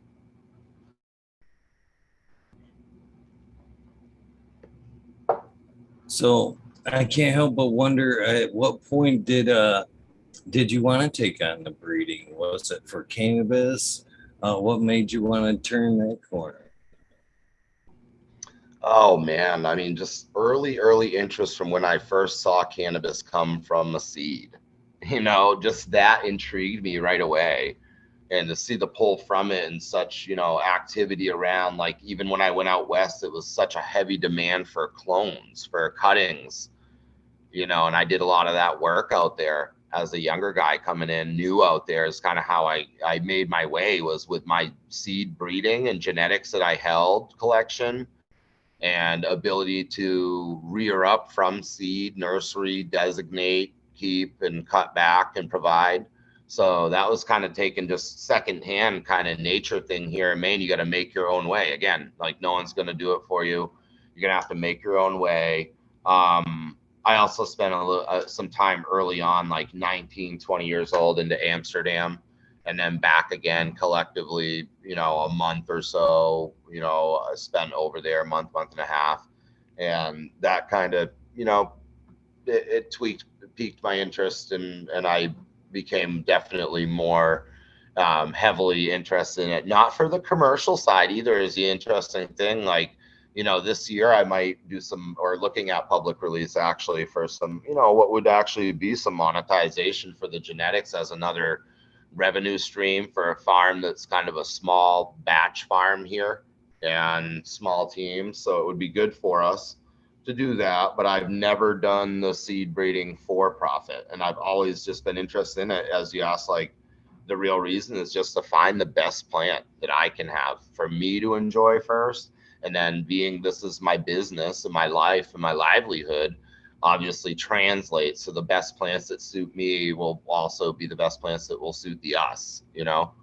And that's the mission with the breeding. It's always been, even up to right now, just been single source or oriented, just to feed back into my own program on a constant turn evolution of finding the, you know, the best plant, helping the plant along too.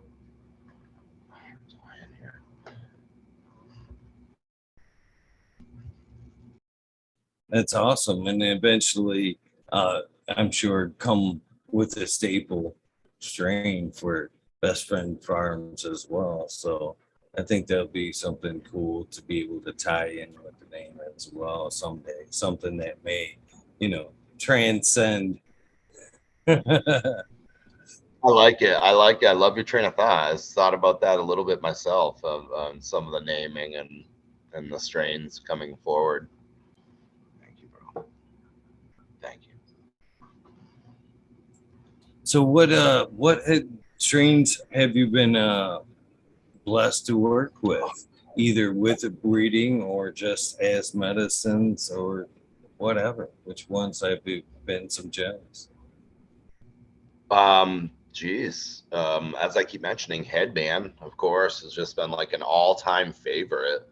Um, I love being back out east here and doing this like smaller program, medical and caregiving, even though it doesn't leave me a lot of room for the breeding, which I'd like to have more. It allows me to actually be explorative in creating strains and providing them back in a smaller craft, like kind of industry market here versus like a larger industry where, you know, out in California before it went legal there all the way and it was more medical gray area days, it still followed a structure from what I was at least involved in, to where, you know, it was very much strain specific market where, you know, first in out there, it was perps. It was the perps, which I've, you know, these days, I guess, are big on color again. It comes and it goes. It's in a wave, even something 5-10 year trend pattern on return, just like sour D and other stuff that wave back even quicker, you know. But purple was the thing out there when I went, and it was a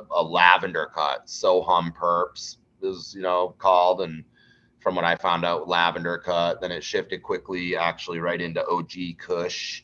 And I kind of played around with a lot of different Kushes out there. Like over half a dozen came to the one Southern Humboldt circulation cut, true OG cut. That I think that one lasted for me for 6-7 years out there. And then like the last few years before I came back, it was cookies. You know, it went all cookies. And so back out here, it's just been nice to be able to explore and jump back in. I did bring back some, I was able to do some good breeding between, you know, like West Coast, and then bring it back out here with me, introduce it into the program out here, you know, and tie in kind of West meets East. And the interesting part with that is it kind of turned my breeding around, or different was I had, you know, Terpy, hash maker strains out there with some of the younger friends that had come into the garden to work with me to turn, early garden to hash rosin gardens that we did even 7 years ago or so, and it was started to turn me towards like almost the complex fruit terpene profile, and away from just like a cookie or a kush, or I even ended up doing something to carry back from out west back to Maine that I was calling, fruit forward cookie back. And then the interesting thing is I found is that in the state of Maine, at least, a type like a cookie, and he really has like a harder chiseled structure to resist moisture, not like a sponge, more like a hard kush, and found it to be more resistant while holding the color too and not oxidizing really quickly. Here, like a kush type or a fuel type will do outside anywhere. So I like the color hold on the cookies and then the terpene profile up front, fruit forward cookie back thing. Um, I've got a constant turnover of strains and a whole new list of seedlings on the table right over here going that I'm just stoked for right now. All new stuff. Hard to tell what will be exactly, the most keeper. My friend that's visiting tonight actually dropped me a bunch of these new beans or, gear he had that he thought I might like, and really excited about was it Black Domina Super Skunk from AK Bean Brains, Dave Pope, and then got some Cough BX1 from Relic, and I think Dave Pope came in on that with him too, with those guys.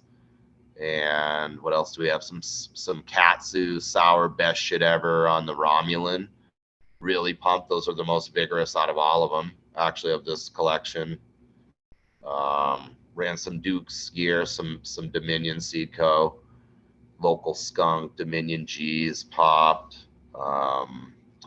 I turned my gas mask clone mom onto some kind of like fruit forward or technical fruit profile. So I'm going for some pineapple gas mask and some cherry gas mask. Got a pineapple fields and cherry chem edition.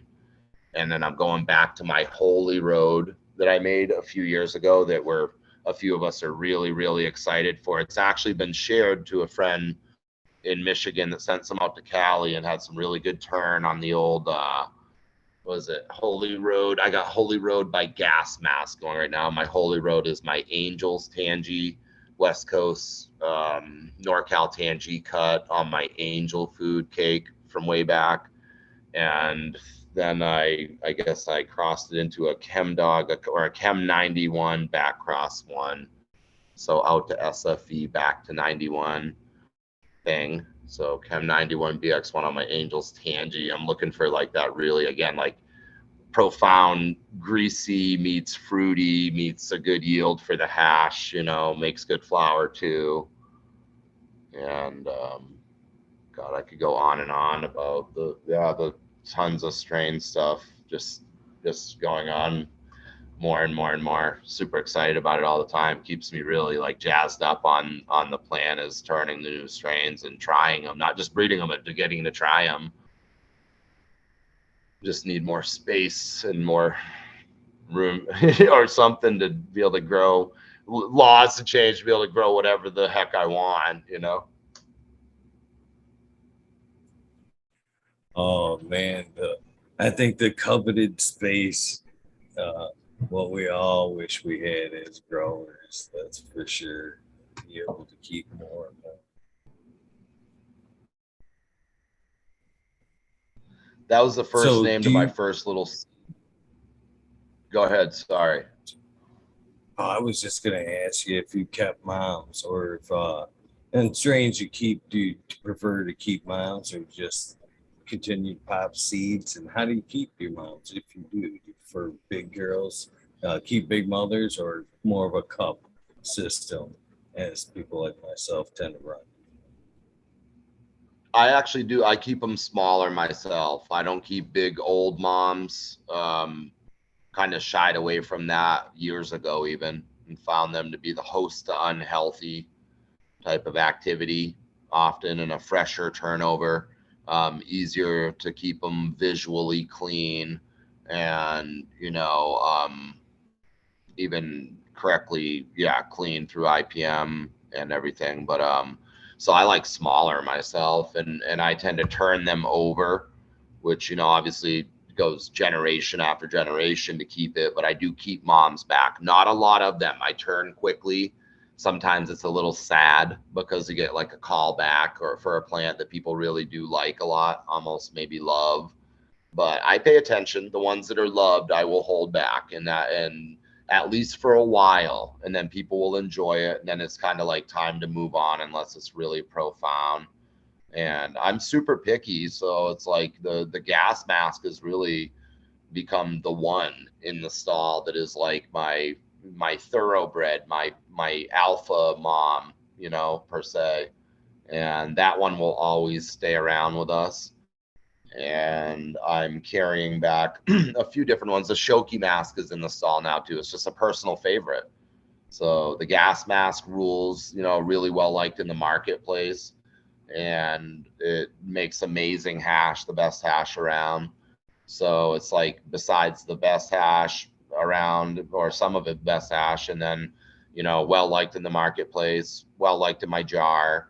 It's become that breeding cornerstone really to keep it around for that. Now has become like it's the one that I'm going to for breeding with the mom, and then also I'm into back cross 4 getting laid out here this season really soon here, starting it at least. So into this season be back cross 4, and I'll keep going too, and just stabilizing and testing the progeny from it. I'm testing a little run of back cross 2 right now to make sure it's on point. I actually found a back cross 1 gas mask that I like better than the mom, so it seems quite positive so far. And besides keeping her though in the stall, fresh clone of her each round, or cycling the clones, the cutting, um, for retention. I'm also breeding it back and back crossing, and just have it retained in that one line that way. And then a few others as I move through them, produce them. I think we'll typically produce even into the indoor realm like a 3 cycle hold on types that are really well liked, and then I'll kind of move on. I'll provide it once, twice, maybe a third time, and then I'm on to like kind of shifting things out. Gas mask always stays around, but I don't hold on to clones though. I'm not a like have to hold on to them and a bunch of different ones forever. I got a lot of plants around, but a lot of them are newer plant turn with a few select, older keepers, and I keep it pretty fresh and try to turn it over. And I've been away from taking plants from anyone for like years here, you know. Too many issues with taking plants, and too many unhealthy issues to have to work through, work around, and get over. So um, sometimes I'll take and I'd be apt to take like a prominent type for breeding into the outdoor sector, and if it was something I didn't trust, try to clean up and then breed back to it. But I really don't do too much of that at this point. I'm just like interbreeding with what stock I have, and then what seeds I either would acquire or get handed, and work into those collections for F1, and happy to.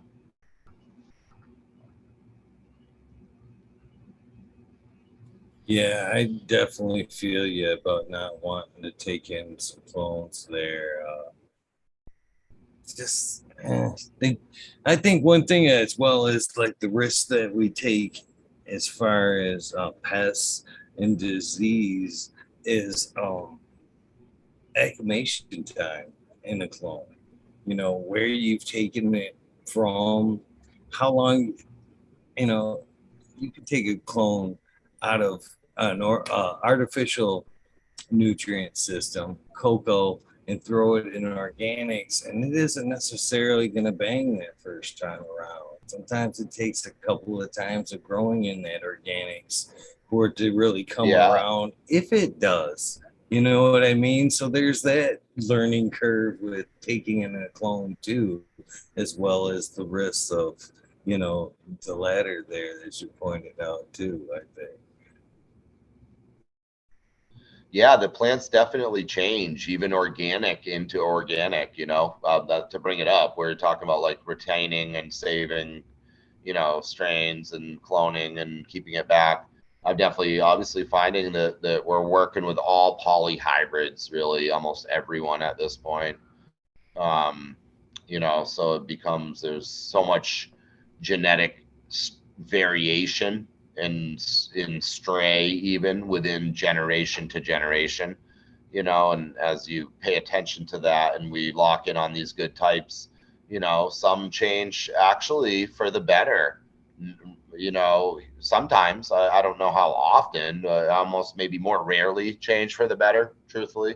And then a lot of times they fall off, or they change enough to where they're away from, the original, to where you can see the genetic stray in the poly hybrid, in the generations thereafter. And yeah, probably dependent upon obviously environment, so many different factors in the algorithm, in terms of where it was cut, when. um, a lot I don't know, but I know I see the change as a grower, as a farmer and breeder, and then certain types, that really hold in there pretty stable, keep being the same. um, Stray maybe a little bit, or almost in a way kind of get almost better, and you like it as much or more. So yeah, finding that to happen quite a lot too, and I'm just hoping that mostly excited. the answer to our space problem is tissue culture. It's Yeah. coming further and further. I'm hoping at some point it's going to be a home scale or an in-house thing, to necessarily where we can keep our own genetics safe without having to turn them over to a bigger company and fear what they may or may not do with it. Uh, I hope that may in the future be our answer to space right there, is being able to just test tube them and move on, and bring them back when needed. Yeah, I'm hoping to have a little tissue culture closet here this year built into the barn.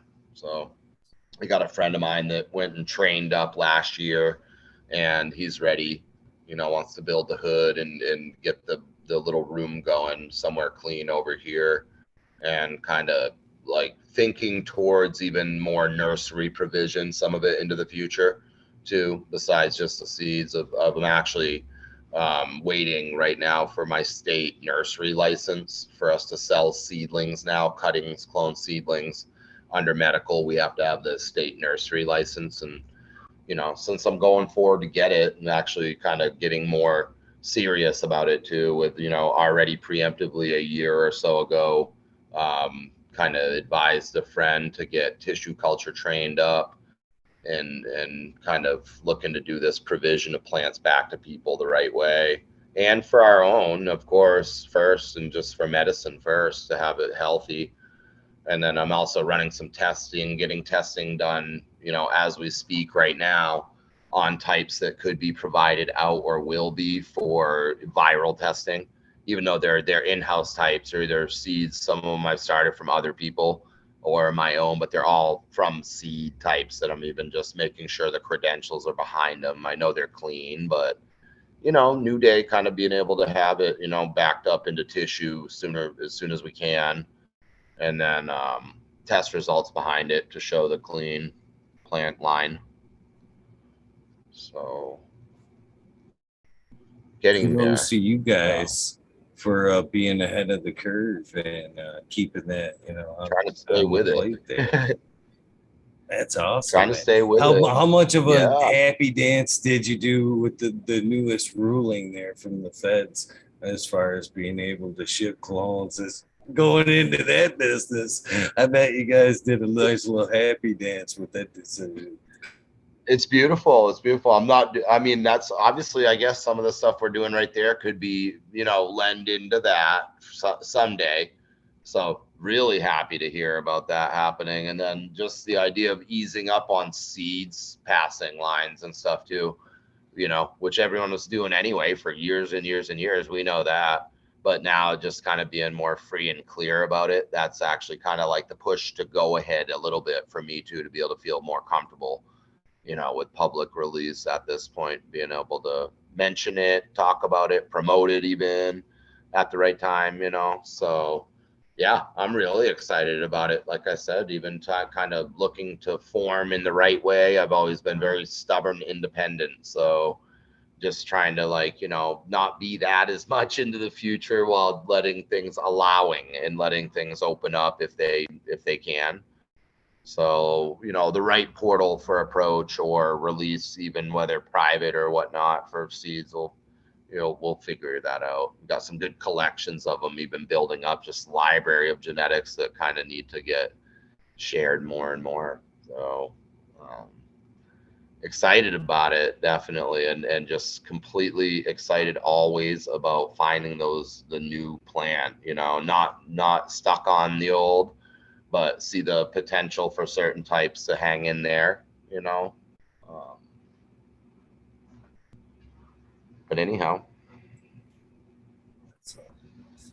So I'm just kind of checking in. I've been another hour since I've checked in since the last time. And Man, again, I I was could just probably thinking that. Yeah. No, I think I could stray and go and go and go for days, man.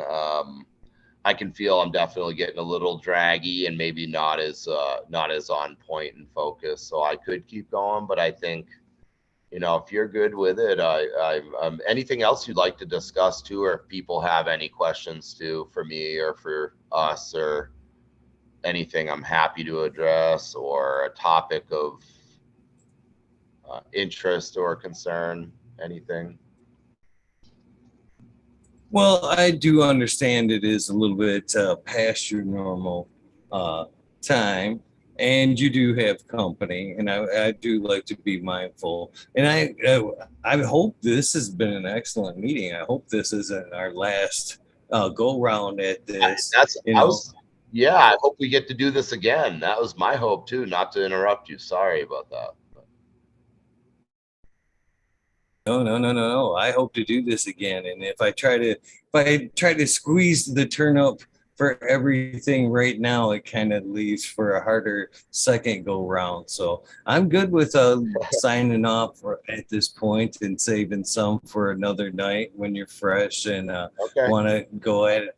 And so heck yeah, I'm totally down. And thank you very much for giving me another second chance coming on and doing one of these episodes. It's been a pleasure, man, for real. And the things before you go here is that we kind of already went through. The Zoom link that I did send you this evening is your Zoom link for the Weed Nerd World. Basically, Monday nights is a guaranteed Monday night. Is a Weed Nerd World. The other nights, usually Wednesday nights, is we're trying to get a West Coast takeover, so it's starting a little bit earlier on the Wednesdays. Other than that, they're random. Anytime you see Weed Nerd World in the title, you're more than welcome. No invitation needed. Cool. Just hit that link, come pop in and hang out with us, talk cannabis, and have some fun. Great. So with that being said, keep that somewhere safe. We look forward to seeing you, as well as I'd love to do another one-on-one with you. This has been awesome. The last thing I'd like to get from you before you go is a silly thing I call the sound bite. Basically, what I'm looking for, my version, and is something along the lines of, hey, this is Eagle, and I am on fucking Talking Shit with Eagle, episode 616. At one point, this will be a commercial for your episode. Feel free to put whatever you want in the before, after that, as long as it's kind of got that somewhere in the body, I'd be more than grateful, and I am ready. This meeting is being recorded. I never heard it on your end. That I've had that before. So can I give you a little plug? Is what we're looking to do here. Is that good for you? Absolutely. Yes, please. hope I get this right, but yeah, this has been Best Friend Farms. Been chatting it up with talking shit with Eagle here, and this has been a great episode. Excuse me because it's late on what number episode this was, but really really stoked to have joined in, and hope to do this again. Any thank yous, shout outs? Make sure and include where they can find you, get in touch before we go. Oh, I just, thank you to everybody that loves this plan and loves, the real side of the culture and appreciation for cannabis, and everybody along the way. There's anyone who's helped me or anyone that I can help. Thank you. And the opportunity to speak about the plant from my heart doesn't always happen. So appreciate everybody that gave a care, and thank you, Eagle, for the opportunity to get on here and chat it up and talk real shit, Well, I think that people need to actually know the great people in the cannabis community a little bit better. So, and this was not a disappointment by any means. And thank you for your time. Sincerely, it's been a great introduction. So, can't thank you enough. So, with that being said, we might as well wind this up. For you guys watching, thank you for your time. Hopefully you will join me in the weed nerd world here in a few minutes. If not, thank you for your time. Thank you for tuning in. I know from watching you in chat, you have enjoyed this episode. Please go follow this great gentleman over on his Instagram, Best Friend Farms. You can find him over there.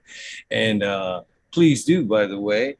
And for the rest of you guys that are done for the evening, thank you. You guys know the deal. Random acts of kindness do save lives. Don't be afraid to do something nice for somebody. One last thank you, Best Friend Farms, for your time. We are out of here. Good night.